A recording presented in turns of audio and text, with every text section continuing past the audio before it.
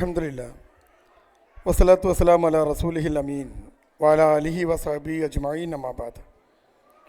അഊദു ബില്ലാഹി മിനശ് ശൈത്താനിർ റജീം. ബിസ്മില്ലാഹിർ റഹ്മാനിർ റഹീം. യാ അയ്യുഹല്ലദീന ആമനൂ ഇത്തഖുല്ലാഹ ഹഖ്ക തുഖാതിഹി വലാ തമൂതുന്ന ഇല്ലാ വഅൻതും മുസ്ലിമൂൻ.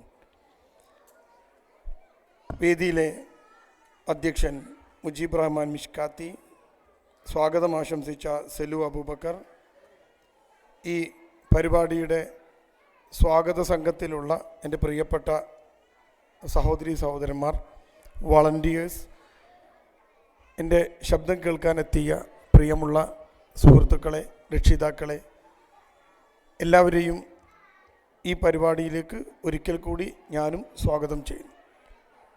ചില വിഷയങ്ങൾ, നാട്ടിലെ ചില വിഷയങ്ങൾ, നമ്മുടെ ചില വിഷയങ്ങൾ പ്രിയമുള്ള സഹോദരീ സഹോദരന്മാരുടെ ശ്രദ്ധയിൽ കൊണ്ടുവരിക എന്നതാണ് ഈ പരിപാടിയുടെ ഉദ്ദേശ ലക്ഷ്യം.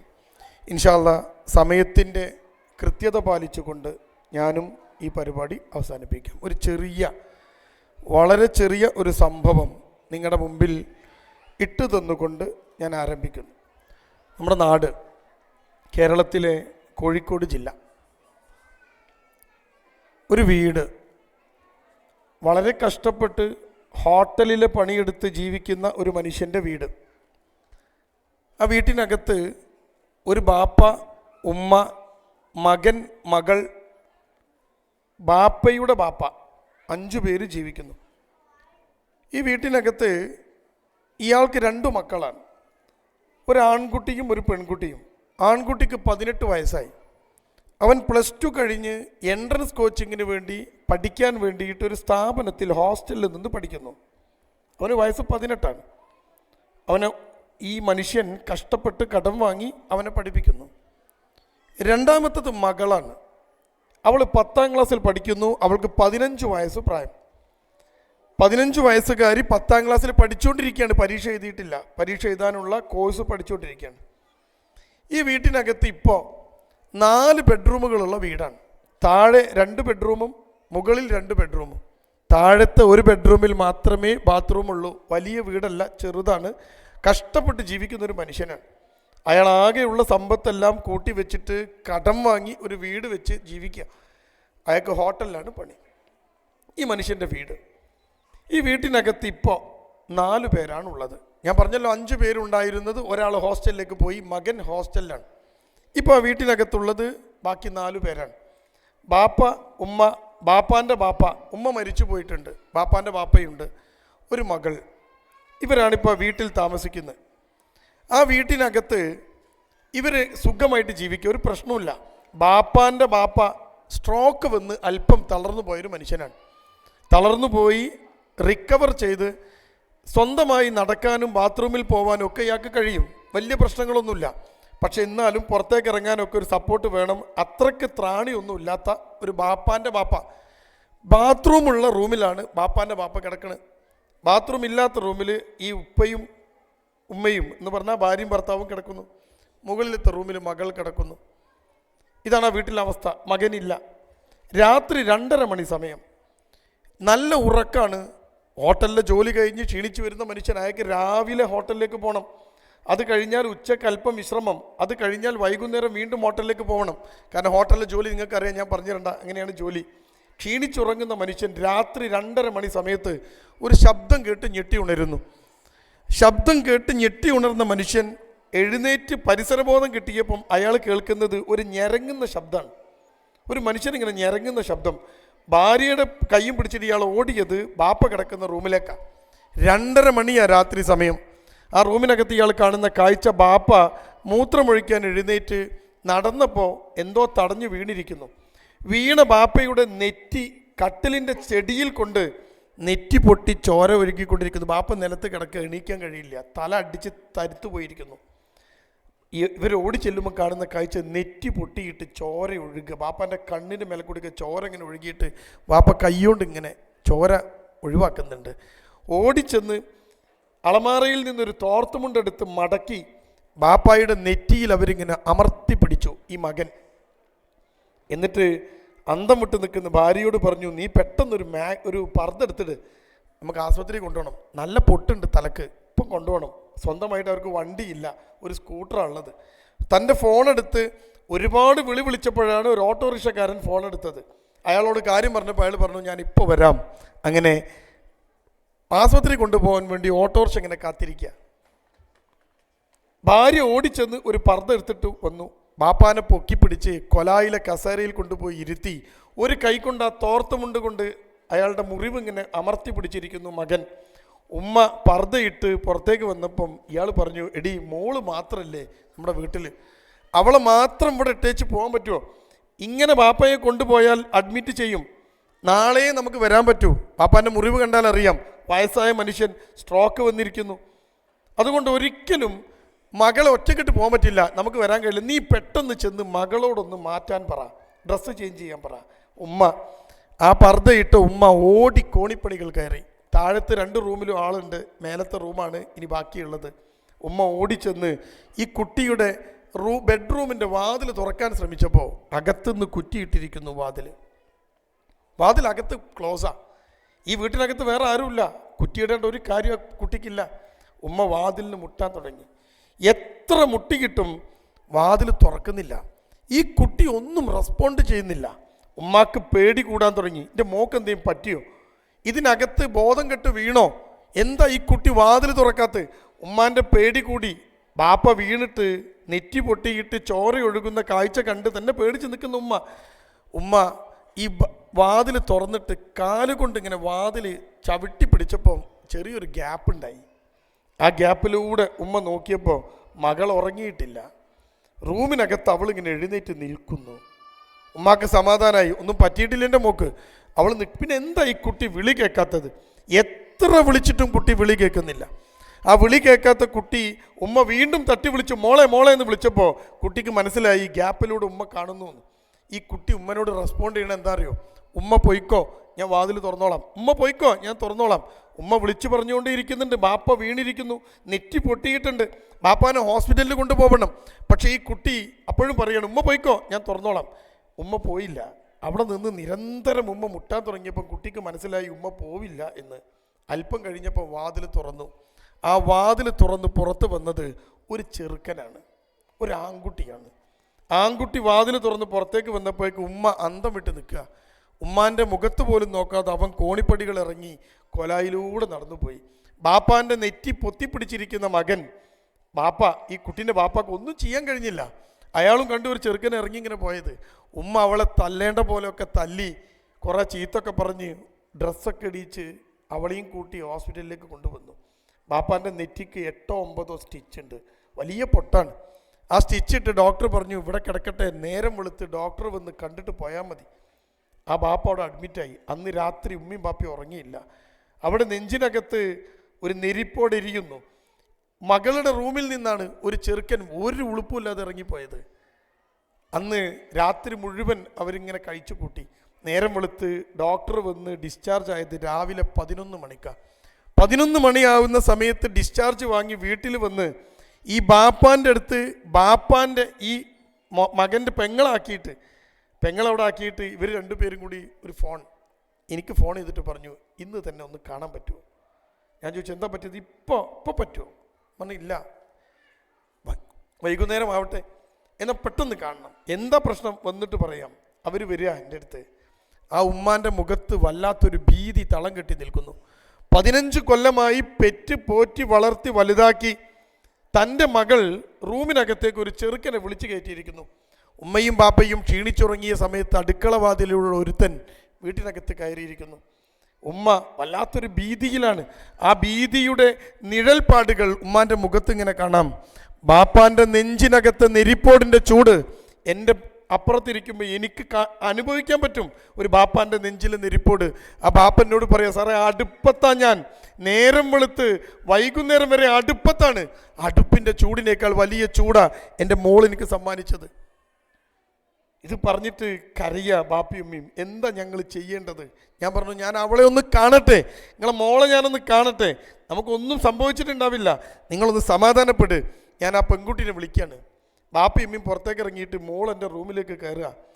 കാതിൽ വലിയ ഒരു സാധനം കെട്ട്, മുടിയൊക്കെ മുന്നിൽ വെട്ടി തൂക്കിയിട്ട്, ചുണ്ടൊക്കെ ചോപ്പിച്ച്, ഒരു സ്റ്റൈലൻ പെൺകുട്ടി. അവൾ എൻ്റെ റൂമിലേക്ക് കയറി വന്ന് മുമ്പിലിരുന്നപ്പോൾ ഞാൻ ആ കുട്ടിയോട് പറഞ്ഞു, മോളെ എന്ത് പണിയാ നീ കാണിച്ചേ? നീ എന്ത് പണിയാ കാണിച്ചത്? 15 വയസ്സാ നിനക്ക് പ്രായം, 10ാം ക്ലാസ്സിലെ പരീക്ഷ എഴുതാൻ പോണല്ലേ ഉള്ളൂ. നീ എന്ത് പണിയാ നീ കാണിച്ചത് എന്ന ചോദ്യം ഞാൻ ചോദിച്ചു. ആ കുട്ടിൻ്റെ മുഖത്തൊരു ഭാവമാറ്റവുമില്ല, ഒരു ഭാവമാറ്റവും. ഉമ്മാൻ്റെ മുഖം ആകെ ഭീതി പൂണ്ടിരിക്കുന്നു. ബാപ്പ ആകെ പ്രശ്നത്തിലാണ്. കുട്ടിക്ക് നെവർ മൈൻഡ്. അവള് ഞാൻ ചോദിച്ച ചോദ്യത്തിന് അവരെ കണ്ടിട്ട് എനിക്ക് പോലും സങ്കടം. ഞാൻ അവളോട് നീ എന്തു പണിയാ മോളെ ചെയ്തത് എന്ന ചോദ്യത്തിന് ആ കുട്ടി പറഞ്ഞ ഉത്തരം തരും നിങ്ങൾക്ക്. അതിനെന്താ കുഴപ്പം? ഒറ്റ വാക്കിൽ കഴിഞ്ഞു. അതിനെന്താ കുഴപ്പം? അവിടെ കഴിഞ്ഞു. രാത്രി 12:30 മണി സമയം, കോഴിക്കോട് താമരശ്ശേരി എന്ന് പറയുന്ന സ്ഥലം നിങ്ങൾക്കൊക്കെ അറിയാവുന്ന സ്ഥലമാണ്. വയനാട് ചുരം കയറാൻ താമരശ്ശേരിയിലൂടെ പോകണം. താമരശ്ശേരിയിൽ രാത്രി പോലീസിൻ്റെ പെട്രോളിംഗ് രാത്രി 12:30-1 മണി സമയം. ഒരു ബൈക്ക് മനോഹരമായി ജാക്കറ്റൊക്കെ ധരിച്ച് ഹെൽമെറ്റൊക്കെ ഇട്ടിട്ടൊരു ബൈക്ക് ഇങ്ങനെ കൂളായിട്ട് വരുന്നു. പെട്രോളിങ്ങിൻ്റെ ഭാഗമായി പോലീസുകാർ ബൈക്ക് കൈ കാട്ടുന്നു. രാത്രി 1 മണി സമയം, 12:30 കഴിഞ്ഞിരിക്കുന്നു. പോലീസുകാർ ബൈക്ക് കൈ കാട്ടുന്നു. ആ ബൈക്ക് ഓടിച്ച ചെറുക്കൻ കൂളായിട്ട് ബൈക്ക് സൈഡിലേക്ക് നിർത്തുന്നു. ബൈക്കിൽ 2 പേരുണ്ട്, അവനും ഒരു പെൺകുട്ടിയുണ്ട്. 2 പേരും ജാക്കറ്റൊക്കെ ഇട്ട് ഹെൽമെറ്റൊക്കെ ഇട്ടിട്ട് നല്ല വെൽ ഡ്രസ്ഡാണ്. ഈ വണ്ടി സൈഡാക്കി നിർത്തുന്നു. പോലീസുകാർ ഈ ചെറുക്കൻ്റെ അടുത്ത് വന്ന് ചെറുക്കനോട് ചോദ്യം ചോദിക്കുന്നു, ധാരതാ വണ്ടി? പോലീസുകാരുടെ ചോദ്യമാണ്. ചെറുക്കൻ പറഞ്ഞു, എൻ്റെ വണ്ടിയാണ്, RC ഇതാ, ലൈസൻസ് ഇതാ, പൊല്യൂഷൻ സർട്ടിഫിക്കറ്റ് ഇതാ, എവറിത്തിങ് ഈസ് റെഡി, ഒരു പ്രശ്നമില്ല.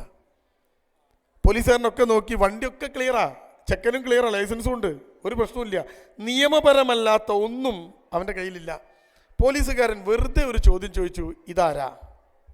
ആ ചോദ്യം ചോദിക്കേണ്ട നിലവിലെ സാമൂഹ്യ സാഹചര്യത്തിൽ ആ ചോദ്യം ചോദിച്ചാൽ പോലീസ് കേസെടുക്കും. ചോദിക്കാൻ പാടില്ല ഒരാളെ കൂടെ ആരാന്ന്, അതാണുള്ളപ്പോഴത്തെ സാഹചര്യം. പക്ഷെ പോലീസുകാരൻ വെറുതെ ചോദിച്ചു, ഇതാരാ?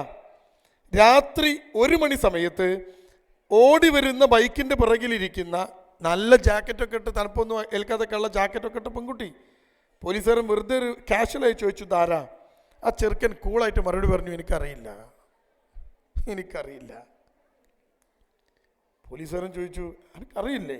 അറിയാത്തൊരു പെണ്ണിനെയാണോ വണ്ടിൻ്റെ ബാക്കിൽ വെച്ച് കൊണ്ടുവന്നത്? അപ്പം ഈ ചെറുക്കൻ ചോദിക്കുക, അതിനെന്താ കുഴപ്പം? ഇപ്പം 2ാമത്തെ ആളായി ചോദിക്കുന്നത് അല്ലേ? ഞാൻ പറഞ്ഞൊരു പെൺകുട്ടീൻ്റെ ചോദ്യം അതാ, ഇതിനെന്താ കുഴപ്പം? 2ാമത്തെ ഈ ചെറുക്കൻ പോലീസുകാരനോട് ചോദിക്കാൻ എന്താ കുഴപ്പം? പോലീസുകാരൻ ചോദിച്ചത് ആരാണ്? നിന്നെ അറിയാത്ത ഒരാളെ നീ എങ്ങനെ ബൈക്കിൽ കയറ്റുക? അപ്പോൾ ആ ചെറുക്കൻ പറയാണ്, ഞങ്ങൾ ഫേസ്ബുക്ക് വഴിയുള്ള ബന്ധമാണ്, ഇൻസ്റ്റഗ്രാം വഴിയുള്ള ബന്ധമാണ്. ഫേസ്ബുക്കല്ല, ആൾക്ക് പോയി. ഇൻസ്റ്റഗ്രാമിൽ ഈ ചെറുക്കൻ ഒരു പോസ്റ്റ് ഇട്ടു, ഞാനൊരു നൈറ്റ് റൈഡ് പോകുന്നു, ആരെങ്കിലും ഇൻട്രസ്റ്റഡ് ഉണ്ടെങ്കിൽ എന്നെ സമീപിക്കാം. ഉടൻ ഈ പെൺകുട്ടി കയറിയിട്ട് കൃത്യമായിട്ട് അവൻ്റെ പറഞ്ഞു, ഞാൻ റെഡി. ആമസോൺ വഴി അവൾ വാങ്ങിയ അവളുടെ ജാക്കറ്റും സാധനങ്ങളും, ഈ പെൺകുട്ടിക്ക് നൈറ്റ് റൈഡിങ് ഭയങ്കര ഇഷ്ടമാണ്, പാപ്പ കൊണ്ടുപോകും. അങ്ങനെ ഈ പെൺകുട്ടി വീട്ടിൻ്റെ വാതിൽ തുറന്ന് ഈ ഡ്രസ്സൊക്കെ ഇട്ട് പുറത്തിറങ്ങി. ഈ ചെറുക്കൻ വന്ന് എല്ലാം പകുതിയാണ്. പെട്രോള് ഈ പെൺകുട്ടിയും അവനും പകുതിയാണ്. പോകുന്ന വഴിയിൽ ഭക്ഷണം അവർ പകുതിയാണ്. എല്ലാം പപ്പാതിയാണ്, ഷെയറിങ് ആണ്. പക്ഷേ ഈ ചെറുക്കൻ ആരാന്ന് നമുക്കറിയില്ല. അവൻ്റെ കൂടെ ബൈക്കിലിരുന്നിട്ട് അവരുടെ ലക്ഷ്യം വയനാട് ചുരം. രാത്രി 1 മണി 1:30 മണി സമയത്ത് വയനാട് ചുരം ഇങ്ങനെ കയറിയിട്ട് മുകളിലെത്തിയിട്ട് അവിടുന്ന് തിരിച്ച് വയനാട് ചുരം പതുക്കെ ഇങ്ങനെ ഇറങ്ങി താമരശ്ശേരി വഴി കോഴിക്കോട് വന്ന് രാത്രി 3:30 മണി ആകുമ്പോഴേക്ക് തിരിച്ച് വീട്ടിൽ കയറുക. അതാണ് ഈ പെൺകുട്ടിയുടെ പ്ലാൻ. ഈ പെൺകുട്ടി നേരെ വാതിൽ തുറക്കുന്നു, പുറത്തിറങ്ങുന്നു. പോലീസുകാരൻ പറഞ്ഞു, പോകാൻ പറ്റൂല, ഇവളുടെ പാരൻസിനെ വിളിക്കണം, നീ അറിയാത്ത പെൺകുട്ടിയാണ്. പാരൻസിനെ ഫോൺ ചെയ്ത് 4ാമത്തെ കോളിലാണ് അവളുടെ ഉപ്പ ഫോൺ എടുത്തത്. പോലീസുകാരൻ പറഞ്ഞു, ഞാൻ സ്റ്റേഷനിൽ നിന്നാണ് വിളിക്കുന്നത്, പോലീസിനാണ് വിളിക്കുന്നത്, നിങ്ങളുടെ മകൾ വീട്ടിലുണ്ടോ? ബാപ്പ പറഞ്ഞു, ഉണ്ട്. അവളിവിടെ കിടന്നുറങ്ങുന്നുണ്ടല്ലോ. പോലീസുകാരൻ പറഞ്ഞു, നിങ്ങൾ ഫോൺ കട്ട് ചെയ്യാതെ മകളുടെ റൂമിൽ ചെന്ന് അവൾ അവിടെ ഉണ്ടോ നോക്ക്. ബാപ്പ ചെന്ന് നോക്കിയപ്പോൾ ഫാൻ കറങ്ങുന്നു, പുതപ്പൊക്കെ കട്ടുമ്പോൾ തന്നെ ഉണ്ട്, പെൺകുട്ടി കട്ടിലില്ല. ബാപ്പ ബാത്റൂമിൽ ചെന്ന് നോക്കിയപ്പോൾ അവിടെയും പെൺകുട്ടിയില്ല. ബാപ്പ പോലീസുകാരനെ ഫോൺ ചെയ്തു, സാറെ കാണാനില്ല, പേടിക്കണ്ട, ഇവിടെ ഉണ്ട്, നിങ്ങൾ ഇങ്ങോട്ട് വന്നോളൂ. രാത്രി ഉമ്മാനെയും കൂട്ടിയിട്ട് താമരശ്ശേരി ചെന്ന് ഈ പെൺകുട്ടിയെ കൂട്ടിക്കൊണ്ടുവരിക. നല്ല ഇസ്ലാമികമായി ജീവിക്കുന്ന ഒരു കുടുംബത്തിലെ കുട്ടിയാ. ഈ കുട്ടിയെ കൂട്ടിക്കൊണ്ടുവരിക. ഈ കുട്ടിയെ കൂട്ടിക്കൊണ്ടുവന്ന് അന്ന് രാത്രി കഴിച്ചു കൂട്ടിയിട്ട് പിറ്റേന്ന് നേരം വെളുത്തപ്പം കൗൺസിലിംഗ് സെൻറ്ററിൽ കൊണ്ടുവന്നിട്ട് ഈ പെൺകുട്ടിയോടൊന്ന് സംസാരിക്കണമെന്ന് പറഞ്ഞപ്പോൾ ആ കുട്ടി എന്താ മോളെ നീ ചെയ്തത് എന്ന ചോദ്യത്തിൻ്റെ ഉത്തരം അതിനിപ്പോൾ എന്താ കുഴപ്പം? ഇനി എത്ര ഉദാഹരണങ്ങൾക്ക് വേണം? ഞാൻ ഈ പറഞ്ഞതെല്ലാം വലിയ ഒരു ദുരന്തത്തിൻ്റെ തുടക്കമാണ്. നിങ്ങളൊക്കെ ഈ ഖത്തറിൽ വന്ന് കഷ്ടപ്പെടുന്നത്, ബുദ്ധിമുട്ടുന്നത്, ഇവിടുത്തെ വെയിൽ കൊണ്ട് ബുദ്ധിമുട്ടി പണമുണ്ടാക്കുന്നത്, ഇവിടെ നിന്ന് നിങ്ങളുടെ ജീവിതം മുഴുവൻ ഇവിടെ ഒഴിഞ്ഞു വെക്കുന്നത്, നിങ്ങളുടെ കുടുംബം, നിങ്ങളുടെ മക്കൾ, നിങ്ങളുടെ വീട്, അവരുടെ സുഖസൗകര്യങ്ങളൊക്കെ ഓർത്തിട്ടാണെന്ന് എനിക്ക് നന്നായിട്ട് അറിയാം. കുടുംബവുമായി ഇവിടെ കഴിയുന്നവരെക്കാൾ കൂടുതൽ കുടുംബം നാട്ടിലും ജോലി ഇവിടെയുമായി പ്രവാസ ജീവിതം നയിക്കുന്നവരാണ് എൻ്റെ ശബ്ദം കേൾക്കുന്നവരിൽ കൂടുതലും. നിങ്ങൾ ഓർത്തിട്ടുണ്ടോ നമ്മുടെ നാട്ടിൽ വലിയൊരു ദുരന്തമുണ്ട് എന്ന്? ഏതെങ്കിലും ആളുകൾ, കുട്ടികൾ അതിനെക്കുറിച്ച് ഓർത്തിട്ടുണ്ടോ? എൻ്റെ പ്രിയപ്പെട്ടവരെ, ഈ കുട്ടി എന്താ ഈ ചോദ്യം ചോദിക്കുന്നത്? ഇതിനെന്താ കുഴപ്പം എന്ന് ഈ കുട്ടി എന്താ ചോദിക്കുന്നത്? ഞാനിപ്പോൾ ഇത് പറഞ്ഞപ്പോൾ, ഈ സംഭവം നിങ്ങളുടെ മുമ്പിൽ പറഞ്ഞപ്പോൾ ഇതിൽ എന്തൊക്കെയോ കുഴപ്പമുണ്ടെന്ന് നിങ്ങൾക്കും എനിക്കും മനസ്സിലായല്ലോ. എന്താ ഈ കുട്ടികൾക്ക് ഇങ്ങനെ ഒരു ചോദ്യം ചോദിക്കുന്നത്? ഞാൻ ഒരൊറ്റ സംഭവം കൂടി നിങ്ങളുടെ മുമ്പിൽ ഇട്ട് തരാം. ഇത് കുട്ടികളുടെ മാത്രം വിഷയമല്ല, ഈ ചോദ്യം കുട്ടി മാത്രം ചോദിക്കുന്ന ചോദ്യമല്ല എന്ന് നിങ്ങളെ പരിചയപ്പെടുത്താൻ വേണ്ടി ഒരു ചെറിയ കാര്യം കൂടി. നമ്മുടെ നരിക്കുനി എന്ന് പറയുന്ന ഒരു സ്ഥലമുണ്ട്. നരിക്കുനി ഉണ്ടോ? നിങ്ങൾക്ക് പിന്നെ ബാലുശ്ശേരിക്ക് അടുത്തുള്ള സ്ഥലമാണ്. ഈ നരിക്കുനിക്ക് അടുത്ത് ബിസിനസ്സൊക്കെ നടത്തുന്ന ഒരു മനുഷ്യൻ, അയാളൊരു നാട്ടുമ്പുറത്തുനിന്ന് കല്യാണം കഴിച്ചു.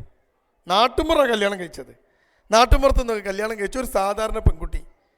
അയാൾ അത്യാവശ്യം കുഴപ്പമില്ലാതെ ഇങ്ങനെ ജീവിച്ചു പോകുമ്പോഴാണ് അയാൾ അറിയുന്നത് അയാളുടെ ഭാര്യ വേറൊരാളുമായി കാറിൽ സഞ്ചരിച്ചിട്ടുണ്ട് എന്നറിയണം. രണ്ടോ മൂന്നോ മക്കളുണ്ട് ആ പെണ്ണിന്. 30-35 വയസ്സ് പ്രായമുള്ളൊരു പെണ്ണ് ഏതോ ഒരാളുടെ കാറിൽ അവൾ സഞ്ചരിച്ചു എന്ന്. നാട്ടുമ്പുറമാണ് ഈ നരിക്കുനി എന്ന് പറയുന്നത്, ഒരു ഗ്രാമപ്രദേശമാണ്, ഒരു റൂറൽ ഏരിയയാണ്. അപ്പോൾ നിങ്ങൾക്കറിയാലോ, അവിടെ പെട്ടെന്ന് ആളുകൾ ശ്രദ്ധിക്കും. ഈ പെണ്ണ് ഒരുത്തിൻ്റെ കൂടെ കാറിൽ കയറിയിട്ട് അവൾ പോകുന്നു. കാറിൽ കയറി പോയി എന്ന വിവരം ഭർത്താവിന് കിട്ടിയതും ഭർത്താവ് ഇതിൽ ഇടപെട്ട് കഴിഞ്ഞ് എത്ര സംസാരിച്ചിട്ട് ഈ പെണ്ണ് ചോദിക്കുന്നത് അതിനെന്താ കുഴപ്പമെന്നാ. അവളെയും കൊണ്ടുവരിക കൗൺസിലിങ്ങിന്. സാറേ, എൻ്റെ വിശ്വാസം നഷ്ടപ്പെടുത്തി എൻ്റെ ഭാര്യ വേറൊരുത്തിൻ്റെ കൂടെ കാറിൽ പോവാണ്. അന്വേഷിച്ച് നോക്കിയപ്പോൾ അവളുടെ കൂടെ 10ാം ക്ലാസ്സിൽ പഠിച്ച ഒരു ചെറുക്കൻ, അവന് ഭാര്യയും 2 കുട്ടികളും അവനുണ്ട്. ഇവളുടെ കൂടെ 10ാം ക്ലാസ്സിൽ പഠിച്ചതാ. അവർ തമ്മിൽ വാട്സപ്പിലൂടെ ഗ്രൂപ്പുണ്ട്, ബന്ധമുണ്ട്.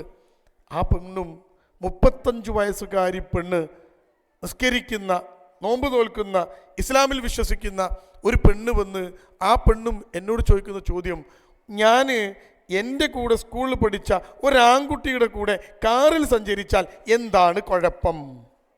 അതിനിപ്പോൾ എന്താ പ്രശ്നം? അപ്പം നിങ്ങൾക്കൊരു കാര്യം മനസ്സിലായി, കുട്ടികളിലേക്ക് മാത്രം കടന്നു കയറുന്ന ഒരു പ്രശ്നമല്ല ഇത്, വലിയ മനുഷ്യരിലേക്കും കടന്നു കയറുന്നു എന്ന് മനസ്സിലായി. ഈ ചോദ്യത്തിൻ്റെ അടിസ്ഥാനം എന്താണ്? ഈ ചോദ്യം എവിടെ നിന്ന് വരുന്നു? ഇവിടെയാണ് എൻ്റെ മുമ്പിലിരിക്കുന്ന രക്ഷിതാക്കളായ മക്കളെ പോറ്റുന്ന ഞാനും നിങ്ങളുമൊക്കെ ശ്രദ്ധിക്കേണ്ട വളരെ പ്രധാനപ്പെട്ട ഒരു സാധനം നമ്മുടെ കുടുംബത്തിനകത്തേക്ക് കയറി വരുന്നു എന്ന് നിങ്ങൾ ഓർക്കണം. അതിൻ്റെ പേരാണ് ലിബറൽ തോട്ട്. അപ്പോൾ നിങ്ങൾ ലിബറൽ തോട്ട് എന്നാണ് അതിൻ്റെ പേര്. നമ്മുടെ കുട്ടികളെല്ലാം ഈ ലിബറൽ തോട്ടിൻ്റെ പിടിയിൽ അകപ്പെട്ടിരിക്കുന്നു. എന്തിനാ കുട്ടികളെ പറയുന്നത്? കുട്ടികൾ മാത്ര, എൻ്റെ ശബ്ദം കേൾക്കുന്ന സ്ത്രീകൾ, ഇവിടെ ഉണ്ടല്ലോ സ്ത്രീകൾ അല്ലേ? എൻ്റെ ശബ്ദം കേൾക്കുന്ന സ്ത്രീകൾ ഇവിടെ ഉണ്ടല്ലോ. നമ്മുടെ സ്ത്രീകളുടെ അകത്തൊക്കെ ഇത്തരത്തിലുള്ള ഒരു ലിബറൽ ചിന്ത വളരുന്നുണ്ട്. ഭൂരിഭാഗം സ്ത്രീകൾക്കകത്ത് ലിബറൽ ചിന്ത വളരുന്നുണ്ട്.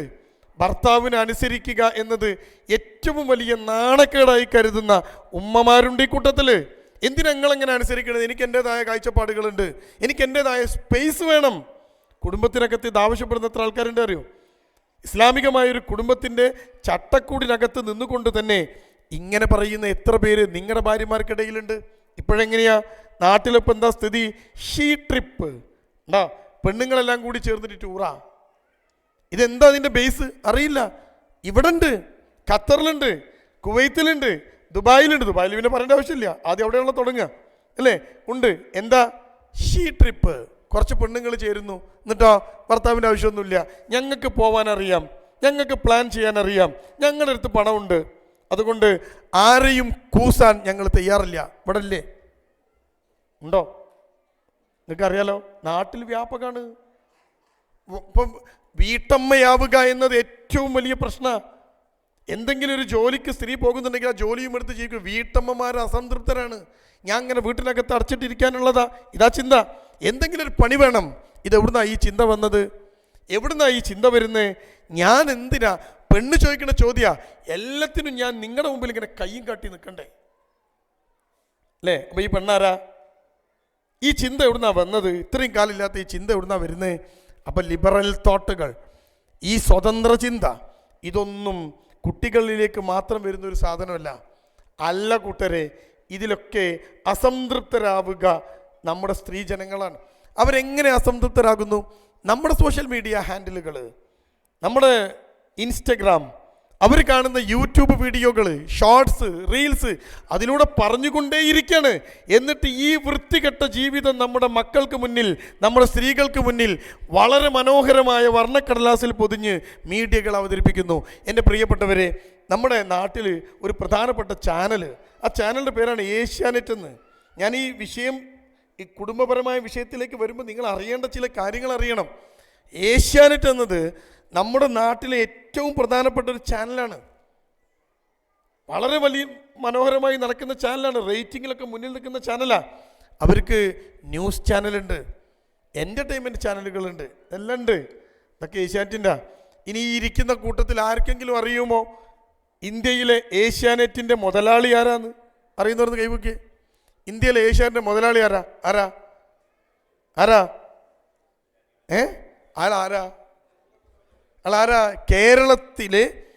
കേരളത്തിലെ സംഘപരിവാർ ഭരിക്കുന്ന ഇന്ത്യ മഹാരാജ്യത്തെ കേരളത്തിലെ BJPയുടെ സംസ്ഥാന പ്രസിഡന്റ് അയാളുടെ ഓണർഷിപ്പിലാണ് എന്തുള്ളത്?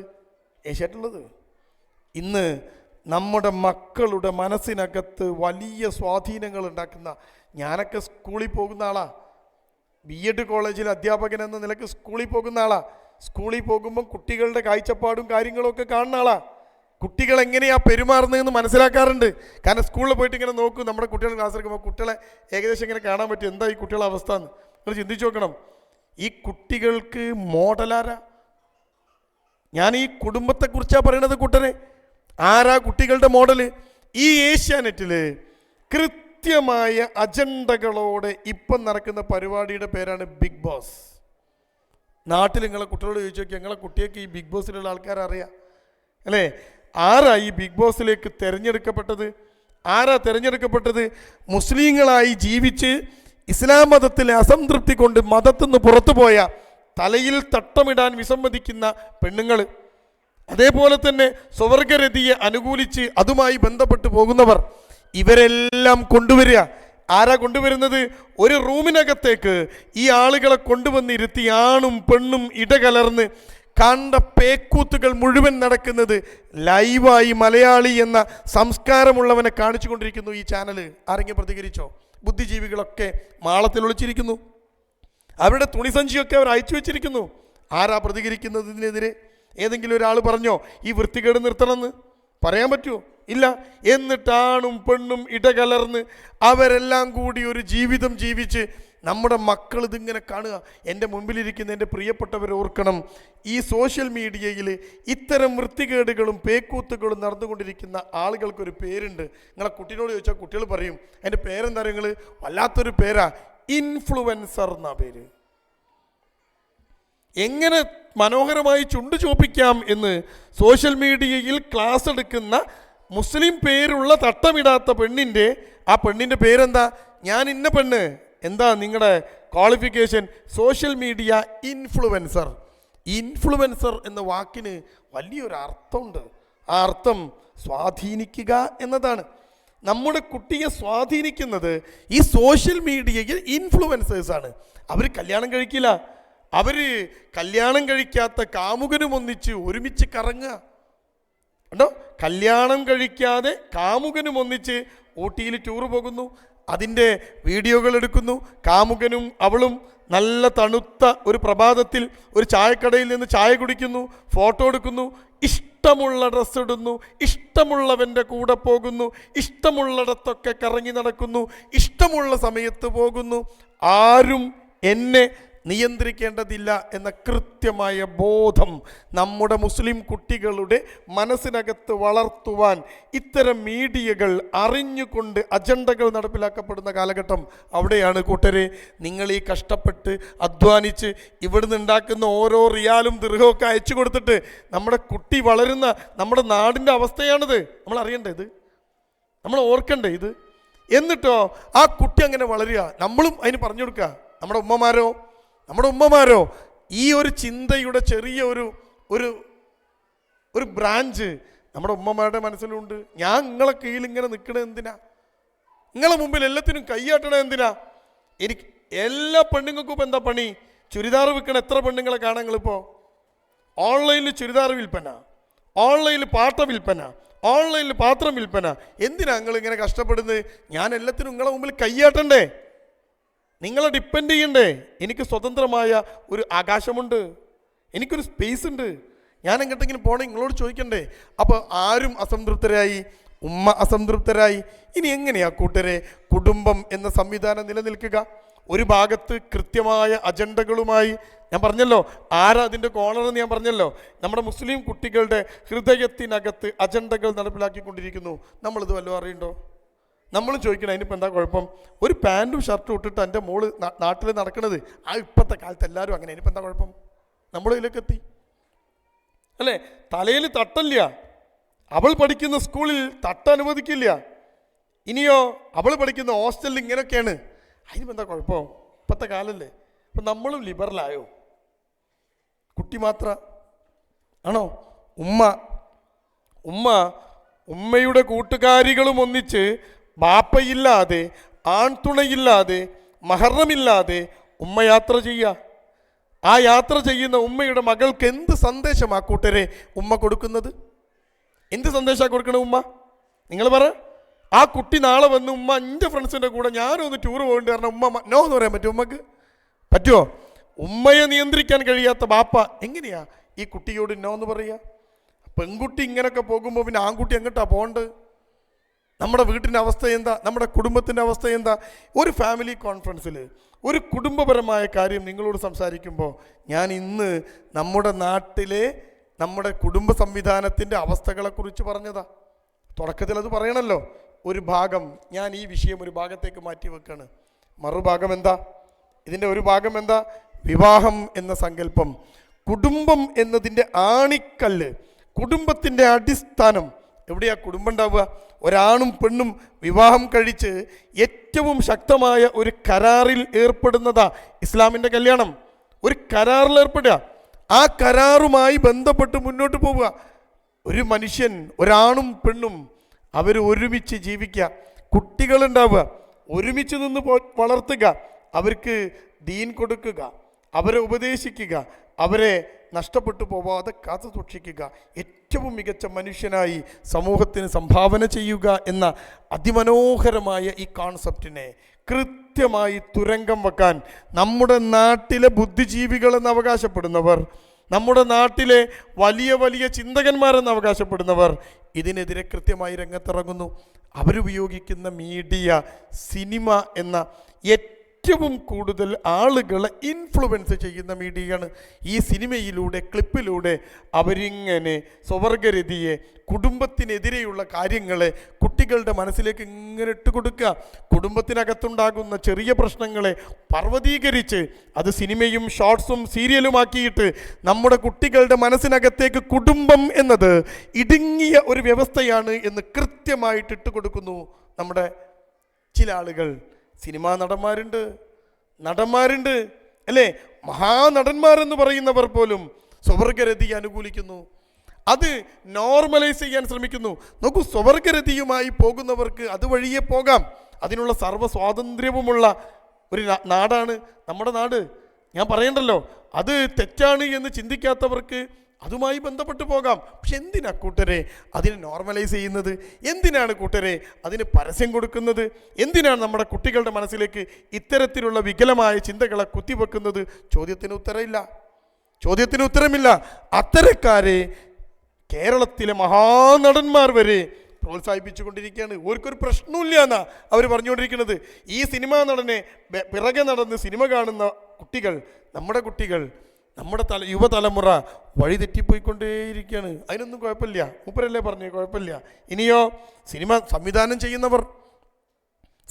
ചെയ്യുന്നവർ ഈ അടുത്തിറങ്ങിയ മറ്റൊരു മഹാനടൻ്റെ സിനിമ, ആ സിനിമ സംവിധാനം ചെയ്ത മനുഷ്യൻ പത്രങ്ങളോട് പറയുകയാണ്, എൻ്റെ സിനിമ കണ്ടിട്ട് ഒരു 10 കുടുംബം തകർന്നാൽ എൻ്റെ സിനിമ വിജയിച്ചു എന്ന്. എങ്ങനെയുണ്ട്? ആരെങ്കിലും ആ മനുഷ്യനെതിരെ പ്രതികരിച്ചോ? എൻ്റെ സിനിമ കണ്ടിട്ട് കോടികൾ കിട്ടിയില്ലെങ്കിലും കുഴപ്പമൊന്നുമില്ല, 10 കുടുംബം തകർന്നാൽ മതി എന്ന്. എത്ര ബാലിശമാണ് കൂട്ടരെ ഇവരുടെ വാദങ്ങൾ.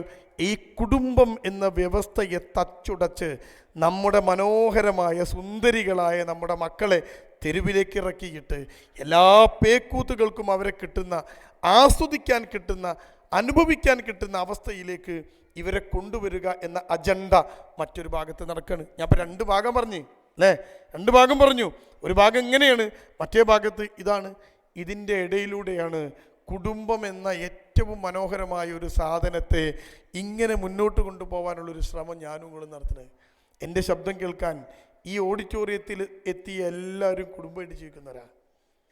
ഫാമിലി കോൺഫറൻസിന് കുടുംബത്തിന് വെണ്ടക്ക കൃഷിൻ്റെ ക്ലാസ് നടത്തുമ്പോൾ വെണ്ടക്ക കൃഷി ചെയ്യാൻ താല്പര്യമില്ലാത്തവൻ വരൂലല്ലോ, സ്വാഭാവികമല്ലേ? കുടുംബ സംഗമത്തിന്, ഫാമിലി കോൺഫറൻസിന്, കുടുംബവുമായി ബന്ധപ്പെട്ട വിഷയത്തിന് എന്നെ കേൾക്കാനെത്തിയ ഈ ആണുങ്ങളും പെണ്ണുങ്ങളും ഒക്കെ കുടുംബമായി ജീവിക്കുന്നവരാ. നമ്മുടെ കുടുംബത്തെക്കുറിച്ച് നമ്മൾ ആഴത്തിൽ ചിന്തിക്കണം. കുടുംബത്തിലെ എല്ലാ പ്രശ്നങ്ങൾക്കും എൻ്റെ പ്രിയപ്പെട്ടവരെ പരിഹാരം വേണ്ടേ? എന്താണ് ഇതിൻ്റെ പരിഹാരം? ഞാനിപ്പോൾ പറഞ്ഞതൊക്കെ നിങ്ങളുടെ മനസ്സിലുണ്ടാവണം. ഇതൊക്കെ നമ്മുടെ നാട്ടിലെ അവസ്ഥകളാണ്.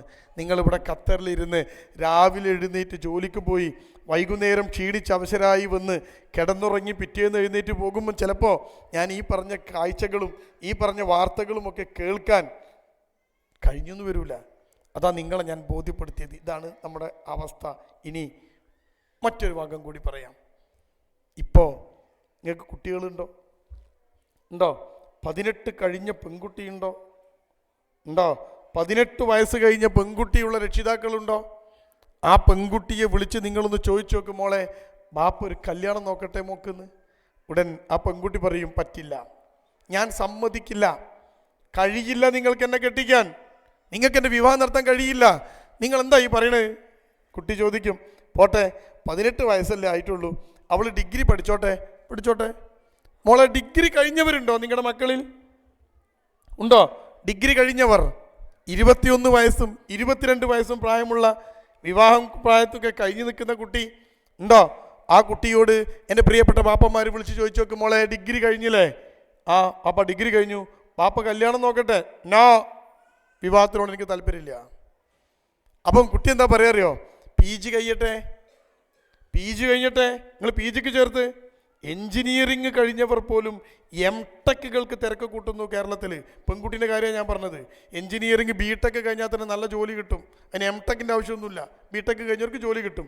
പക്ഷേ BTech കഴിഞ്ഞവർ പോലും പെൺകുട്ടി ആവശ്യപ്പെടുക വീട്ടിൽ, എനിക്ക് MTechന് പോകണം. എന്തിനാ മോളെ MTech? PG കഴിഞ്ഞിട്ട് മതി കല്യാണം നീട്ടി വെക്കാനൊരു കാരണം വേണ്ടേ? എന്നിട്ട് ആ കുട്ടി 21ാമത്തെ വയസ്സിൽ ഡിഗ്രി കഴിഞ്ഞ, 22ാമത്തെ വയസ്സിൽ എൻജിനീയറിങ് കഴിഞ്ഞ നമ്മുടെ പ്രിയപ്പെട്ട മക്കൾ പിന്നെയും പോവുക ഉന്നത വിദ്യാഭ്യാസത്തിന്. ഉന്നത വിദ്യാഭ്യാസം വേണ്ടാന്നല്ല ഞാൻ പറയണത്, അതൊന്നും ഞാൻ പറയില്ല, പഠിക്കണ്ടെന്ന് ഞാൻ പറയില്ല. ഈ പഠിപ്പിന് വേണ്ടിയിട്ട് അവർ കുടുംബം എന്ന സംവിധാനത്തെ പിറകോട്ട് തള്ളുന്നു. എന്നിട്ട് എൻജിനീയറിങ് പഠിച്ച് MTech കഴിഞ്ഞ് 24 വയസ്സാകുമ്പോൾ ബാപ്പ അവളോട് ചോദിക്കുക, മോളെ ബാപ്പ ഖത്തറിൽ അധ്വാനിച്ചത്, ബാപ്പ ബുദ്ധിമുട്ടിയത്, ബാപ്പ ഉറുമ്പ് അരിമണികൾ ചേർത്ത് വെച്ച പോലെ ബാപ്പാൻ്റെ സമ്പാദ്യം ചേർത്തു വെച്ചത് എൻ്റെ പ്രിയപ്പെട്ട മോളുടെ മണവാട്ടിയായിട്ട് ഇറങ്ങുന്നതൊന്ന് കൺകുളിരൊക്കെ കാണാനാ. ബാപ്പാക്ക് കൈ കൊടുത്തിട്ട് ഒരുത്തനെ നിന്നെ ഏൽപ്പിക്കാനാ മോളെ എന്ന് പറയുമ്പോൾ ആ കുട്ടി പറയാണ്, നടക്കൂല, എനിക്കൊരു ജോലി കിട്ടട്ടെ, ഞാൻ കല്യാണം കഴിഞ്ഞിട്ട് അവൻ്റെ അടിമയായി പോകും, അതുകൊണ്ട് ഞാൻ ജോലി കിട്ടട്ടെ. അവൾക്ക് ജോലി കിട്ടിയാൽ ശമ്പളമാവുന്നു, അവൾ അവളുടേതായ ജീവിതത്തിലേക്ക് കിടക്കുന്നു. പിന്നെ പാവം ബാപ്പ ആ ബാപ്പനോട് പറയാണ്, ഇപ്പം ഞാൻ കല്യാണത്തെക്കുറിച്ച് ചിന്തിക്കില്ല, എന്നെ നിങ്ങൾ പുരേന്ന് പുറത്താക്കിയാലും ജീവിക്കാനുള്ള വകുപ്പ് എനിക്കുണ്ട്. നമ്മുടെ നാട്ടിലെ അവസ്ഥ അതല്ലേ? വിവാഹം കഴിക്കാൻ തയ്യാറുള്ള ആൺകുട്ടികൾക്ക് പെണ്ണ് കിട്ടാത്ത അവസ്ഥയാണ് കേരളം എന്ന കൊച്ചു രാജ്യത്തിൽ ഇപ്പോൾ ഉള്ളത്. നിങ്ങൾ മനസ്സിലാക്കണം. നിങ്ങളുടെ ഏതെങ്കിലും ആൺകുട്ടി കല്യാണം കഴിക്കാൻ തയ്യാറുണ്ടോ? നിങ്ങൾ പെണ്ണ് നോക്ക്, ഒരൊറ്റ പെണ്ണും കിട്ടൂല. ഒരു ചെക്കൻ എൻ്റെ അടുത്ത് വന്ന് പറയാ, സാറേ ഞാൻ പെണ്ണ് കാണൽ നിർത്തി, ഞാൻ തിരിച്ചു പോവാണ്. 6 മാസത്തെ ലീവ് എടുത്ത് ഗൾഫിൽ നിന്ന് വന്നിട്ട് പെണ്ണ് നോക്കാൻ തുടങ്ങിയ അവൻ 6 മാസം കഴിഞ്ഞിട്ട് പറയാണ്, എന്നെ കണ്ടപ്പോൾ എന്നോട് പറയാ ഞാൻ തിരിച്ചു പോവുക, നിർത്തി. ഞാൻ ചോദിച്ചു എന്താ നീ നിർത്തിയത്? സാറേ പെണ്ണ് കാണാൻ തന്നെ കുട്ടികളെ കിട്ടില്ല, ആരും നിന്ന് തരില്ല. ഏതെങ്കിലും ഒരു പെണ്ണിനെ പോയി കണ്ടാൽ ആ പെണ്ണ് ഇങ്ങോട്ട് ഡിമാൻഡ് ചെയ്യാണ്, എനിക്ക് ഇങ്ങോട്ട് ഒറ്റക്കൊന്ന് സംസാരിക്കണം. അപ്പോൾ ഈ ചെറുക്കൻ ഇത് ശരിയായി, ഓക്കെ ഇഷ്ടമായിട്ടാണ്. എന്നിട്ട് റൂമിൻ്റെ മൂലൊക്കെ കൊണ്ടുപോയിട്ട് അവൻ്റെ ചെവി പറയാണ്, പിന്നെ എനിക്ക് വേറൊരു ചെക്കനായിട്ട് ബന്ധമുണ്ട്, വെറുതെ എന്നെ കെട്ടിയാണ് ഇടങ്ങേറുണ്ടാവാൻ നിൽക്കണ്ട.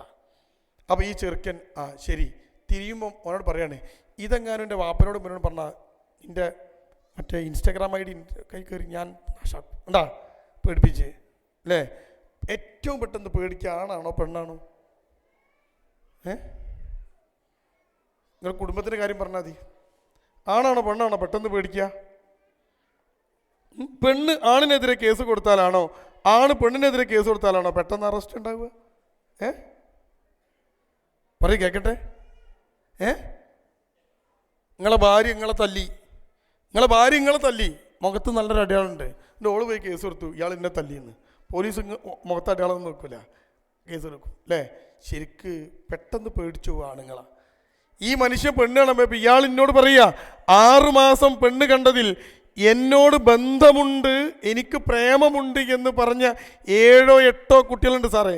എന്നിട്ട് ആ ചെക്കൻ എന്നോട് ചോദിക്കുന്ന ചോദ്യം, കല്യാണം കഴിക്കാൻ റെഡി ആയിട്ട് വന്ന ചെക്കൻ എന്നോട് ചോദിക്കുകയാണ്, എങ്ങനെ ഞാൻ വിശ്വസിച്ച് കല്യാണം കഴിക്കുക? അവനോട് എന്താ ഞാൻ മറുപടി പറയാ?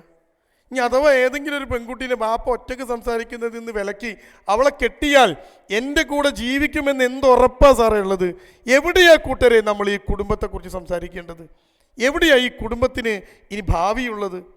ഇവിടെയാണ് ഈ നമ്മളിപ്പോൾ ജീവിക്കുന്ന കുടുംബമായി ജീവിക്കുന്ന ഈ അവസ്ഥയുടെ ഏറ്റവും നല്ല അംബാസഡർമാരായിട്ട് നമ്മൾ മാറേണ്ടത്.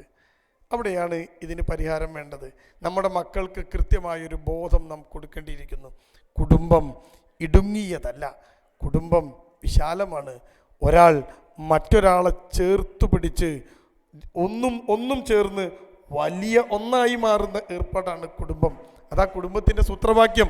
ഒന്നും ചേർന്ന് രണ്ടാവുന്ന തല്ലിപ്പിരിയുന്ന അവസ്ഥയല്ല. വൈക്കം മുഹമ്മദ് ബഷീറിനോടാ ചോദിച്ചത് മാഷ്, ഒന്നും ചേർന്നാൽ എത്രയാന്ന്? വൈക്കം മുഹമ്മദ് ബഷീർ എഴുന്നേറ്റ് നിൽപ്പിച്ച് മാഷ് ചോദിച്ച ചോദ്യ, ഒന്നും എത്രയാന്ന്? ബഷീർ മറുപടി പറഞ്ഞു, ഒന്നും ഇമ്മിണി ബല്യൊന്ന്. മാഷ് കണ്ണുരുട്ടി കളിയാക്കി. ബഷീറിനെ എഴുന്നേറ്റ് നിൽപ്പിച്ചിട്ട് മാഷ് ചോദിച്ചു, പൊട്ട, ഒന്നും ചേർന്നാൽ 2 അല്ലേ? ബഷീർ മാഷോട് തിരിച്ചൊരു ചോദ്യം ചോദിച്ചു, മാഷേ, ഒരു ചെറിയ നദിയും മറ്റൊരു ചെറിയ നദിയും കൂടി ചേർന്നാൽ 2 ആകുമോ? മാഷ് ഇരുന്നു പോയി അല്ലേ? ഒരു നദിയും മറ്റൊരു നദിയും ചേർന്നാൽ വലിയ നദിയായിട്ട് ഒഴുകും. എൻ്റെ പ്രിയപ്പെട്ടവരെ, മാത്തമാറ്റിക്സിലെ സമവാക്യമല്ല കുടുംബത്തിൻ്റെ സമവാക്യം. ഒരാണും പെണ്ണും ഒരുമിച്ച് ഒരു വലിയ നദിയായി ഒഴുകുന്നതിൻ്റെ പേരാ കുടുംബം. ഇത് ഇന്നത്തെ തലമുറക്ക് കുടുംബം എന്നതിനെ തെറ്റിദ്ധരിക്കപ്പെട്ടു പോയ, കുടുംബം എന്നതിനെ മറ്റു പലരും ചേർന്ന് ആക്രമിച്ചു കൊണ്ടിരിക്കുന്ന ഈ സമയത്ത് നമ്മുടെ കയ്യിലുള്ള കുടുംബത്തെ ഏറ്റവും മനോഹരമായി കാത്തു സൂക്ഷിക്കേണ്ട വലിയ ഉത്തരവാദിത്വം എൻ്റെ മുമ്പിലിരിക്കുന്നവർക്കുണ്ട്. ആ ഉത്തരവാദിത്വത്തിലേക്കാണ് ഞാൻ ഇനി നിങ്ങളോട് വിരൽ ചൂണ്ടുന്നത്. എന്തു ചെയ്യും നമ്മൾ എന്താ ചെയ്യാനുള്ളത്? ഒരു ഭാഗത്ത് കുടുംബം ഇങ്ങനെയാണ് എന്ന് കുട്ടികളോട് പറഞ്ഞുകൊണ്ടേ ഇരിക്കുന്നു, മറുഭാഗത്ത് കുട്ടികളുടെ കാഴ്ചയും കാഴ്ചപ്പാടുകളുമൊക്കെ മാറിക്കൊണ്ടേ ഇരിക്കുന്നു. അങ്ങനെ കുടുംബം ഒരു പ്രശ്നമാണ് എന്ന് സ്വയം ബോധ്യപ്പെട്ട കുട്ടി ബാപ്പാൻ്റെയും ഉമ്മാൻ്റെയും ജീവിതത്തിലേക്ക് നോക്കുക. എൻ്റെ ഉമ്മയും ബാപ്പയും എങ്ങനെയാണ് ജീവിക്കുന്നത്? എൻ്റെ ഉമ്മാനെ ബാപ്പ സ്നേഹിക്കുന്നുണ്ടോ? ബാപ്പാനെ ഉമ്മ സ്നേഹിക്കുന്നുണ്ടോ? ബാപ്പാക്ക് വേണ്ടതെല്ലാം സ്നേഹത്തോടെ ഒരുക്കി കൊടുക്കുന്നുണ്ടോ? ഉമ്മായുടെ സ്വപ്നങ്ങൾ സാക്ഷാത്കരിക്കാൻ ബാപ്പ നടക്കുന്നുണ്ടോ? ആരാ നോക്കണമെന്നറിയോ? 6ാം ക്ലാസ് മുതൽ തന്നെ ബുദ്ധി തെളിയുന്ന കൃത്യമായി കാര്യങ്ങൾ നോക്കിക്കാണാൻ പഠിച്ച ആധുനിക തലമുറ. എന്താ ഈ തലമുറൻ്റെ പേര്? Generation alpha. 13 വയസ്സിന് മുകളിൽ പ്രായമുള്ള കുട്ടിൻ്റെ പേര് ആൽഫ ജനറേഷൻ എന്നാ. വളരെ ബുദ്ധിരാക്ഷസന്മാരാണ് അവർ. ആർട്ടിഫിഷ്യൽ ഇൻ്റലിജൻസിൻ്റെ ലോകത്ത് ജീവിക്കുന്നവരാണവർ. AI ടൂൾസുകൾ ഉപയോഗിച്ച് ലോകത്തെ നോക്കിക്കാണുന്നവരാണവർ. അവരുടെ മുന്നിൽ അവർ നോക്കുക, എൻ്റെ ബാപ്പ ഉമ്മനെ സ്നേഹിക്കുന്നുണ്ടോ, എൻ്റെ ഉമ്മ ബാപ്പനെ സ്നേഹിക്കുന്നുണ്ടോ, എൻ്റെ ഉമ്മ അനുസരണമുള്ള ഉമ്മയാണോ, എൻ്റെ ബാപ്പ നല്ല ഉഷാറാണോ, അവർ തമ്മിലുള്ള ജീവിതം സന്തോഷമാണോ എന്ന് ഈ ചാനൽ കണ്ട്, ഇൻസ്റ്റഗ്രാം കണ്ട്, ഇവരുടെയൊക്കെ പോസ്റ്റ് കണ്ട് ഇടുങ്ങിയതാണ് കുടുംബം എന്ന് എത്ര ഉറക്കെ പറയുമ്പോഴും കുട്ടിയുടെ നേർക്കാഴ്ച എൻ്റെ പ്രിയപ്പെട്ടവരെ എൻ്റെയും നിങ്ങളുടെയും കുടുംബമാണ്. അപ്പോൾ കുടുംബം തകരരുത് എന്ന് ആഗ്രഹിക്കുന്ന ഒരു ഗ്രൂപ്പാണ് എൻ്റെ മുമ്പിലുള്ളത്. ആ ഗ്രൂപ്പിനോട് ഞാൻ ചോദിക്കട്ടെ, നിങ്ങളുടെ കുടുംബം, നിങ്ങളും ഭാര്യയും തമ്മിലുള്ള ബന്ധം, ഭർത്താവും ഭാര്യയും തമ്മിലുള്ള ബന്ധം, ഭാര്യയും ഭർത്താവും തമ്മിലുള്ള ബന്ധം, ഈ ബന്ധത്തിൻ്റെ ഊഷ്മളത കണ്ട് നിങ്ങളുടെ കുട്ടികൾ എനിക്കും ഇങ്ങനെ ഒരു കുടുംബം വേണമെന്ന് കൊതിച്ചു പോകുന്ന അവസ്ഥയിലാണോ നിങ്ങളുടെയൊക്കെ ജീവിതം? പർദ്ദട്ട പെണ്ണുങ്ങളാ മുകളിലിരിക്കുന്നത്, നിസ്കരിക്കാനൊക്കെ ഉഷാറാ, 5 നേരം ബാങ്ക് കൊടുക്കുമ്പോഴേക്ക് നിസ്കാരം, ഇടയ്ക്കിടയ്ക്ക് നോമ്പ്, ഖുർആൻ ഓതുക ഒക്കെ ഉണ്ട്. പക്ഷേ നിങ്ങളുടെ കുടുംബജീവിതത്തിൻ്റെ തൃപ്തി ഏതളവുകോല് വെച്ചാൽ ഞാൻ അളക്കേണ്ടത്? നിങ്ങൾ ആലോചിച്ച് നോക്കൂ. ഞാൻ ചെറിയൊരു ചോദ്യം ചോദിച്ചാൽ നിങ്ങൾ മനസ്സിൽ വെച്ചാൽ മതി, അറിയാതെ പോലും കൈ പൊക്കരുത്, അറിയാതെ പോലും പൊക്കരുത്, നിങ്ങൾ മനസ്സിൽ വെച്ചാൽ മതി ആ ചോദ്യം. എന്നിട്ട് ഇന്ന് രാത്രി ഭാര്യ കൂടെയില്ലാത്തവർ ഒറ്റയ്ക്കിരുന്ന് ആലോചിച്ചാൽ മതി. എന്നിട്ട് ഭാര്യയെ വിളിച്ചിട്ട് ഈ ചോദ്യം ഒന്ന് ചോദിച്ചു നോക്കുക കേട്ടോ. നാളെ റബ്ബ് സുബ്ഹാനഹു തആലയുടെ കോടതിയിൽ ഹാജരാക്കപ്പെടും ഞാനും നിങ്ങളും. അവിടുന്ന് സ്വർഗത്തിലേക്കും നരകത്തിലേക്കും വഴിതിരിച്ചു വിടും നമ്മളെ. 2 ലോകമേ ഉള്ളൂ, ഒന്നുകിൽ സ്വർഗം അല്ലെങ്കിൽ നരകം. ഈ ലോകത്തേക്ക് നമ്മളെ വഴിതിരിച്ചു വിടും. നമ്മളേവരെയും റബ്ബ് സുബ്ഹാനഹു തആല സ്വർഗപ്പൂങ്കാവനത്തിൽ ഇതുപോലെ ഒരുമിച്ച് കൂട്ടി അനുഗ്രഹിക്കുമാറാവട്ടെ. നമ്മളൊക്കെ സ്വർഗത്തിലായി എന്ന് വിചാരിക്കുക. ഇതുപോലത്തെ മനോഹരമായ ഒരു ഓഡിറ്റോറിയത്തിൽ നമ്മളൊക്കെ ഇരുത്തി ഒരു ഓഡിറ്റോറിയത്തിൽ. എന്നിട്ട് സ്വർഗാവകാശികൾക്കുള്ള ഏറ്റവും വലിയ സമ്മാനം എന്താ? അള്ളാനെ കാണാം എന്നതാ. സ്വർഗാവകാശിയുടെ മുന്നിൽ അള്ള പ്രത്യക്ഷപ്പെടും. അള്ള എങ്ങനെയെന്ന് നമുക്കൊന്നും അറിയില്ല, പക്ഷെ അള്ള നമ്മുടെ മുമ്പിൽ വരും. നോക്കൂ അല്ലേ, വരും. അങ്ങനെ റബ്ബ് നമ്മുടെ മുമ്പിൽ പ്രത്യക്ഷപ്പെട്ടു. എന്നിട്ട് അള്ള ചോദിച്ചു, പ്രിയപ്പെട്ടവരെ, നിങ്ങൾക്ക് ഭൂമിയിൽ നിങ്ങൾ ജീവിച്ചല്ലോ, ഉണ്ട്, എല്ലാ കർമ്മങ്ങളും ചെയ്തല്ലോ, ചെയ്തു, ഇനി നിങ്ങൾ സ്വർഗത്തിലെത്തിയിട്ടുണ്ട്, വെൽക്കം ടു സ്വർഗം. നമ്മളൊക്കെ സന്തോഷമായി. എന്നിട്ട് ചോദിക്കുകയാണ് അള്ള, നിങ്ങൾക്ക് ഈ സ്വർഗത്തിൽ ഇങ്ങനെ ഒറ്റയ്ക്ക് ജീവിച്ച ബോറടിക്കും, നിങ്ങൾക്ക് ഈ സ്വർഗത്തിലൊരു ഇണ വേണ്ടേ?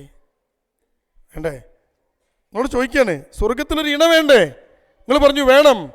ഭൂമിയിലുള്ള ഇണ തന്നെ മതിയോ അല്ലെങ്കിൽ വേറെ വേണോ എന്ന് ചോദിച്ചാൽ നിങ്ങൾ എന്താ ഉത്തരം പറയാ?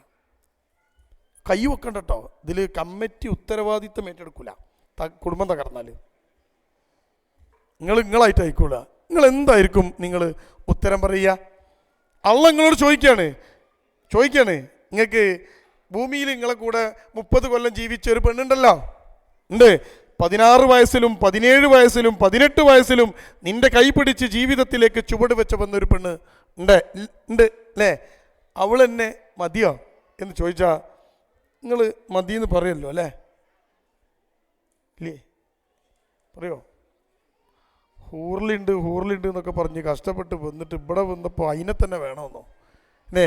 ചില ആൾക്കാർ പഠിച്ചോനോ പറയും, നിങ്ങൾ ആ നരകത്തേക്കുള്ള ഗൂഗിൾ മാപ്പ് കണ്ട് അയച്ചേക്ക്, ഞങ്ങൾ അങ്ങോട്ട് പോയിക്കോളാം, ഓളെ കൂടെ ജീവിക്കണേക്കാളും നല്ലത് അങ്ങോട്ട് പോകണതാ അല്ലേ?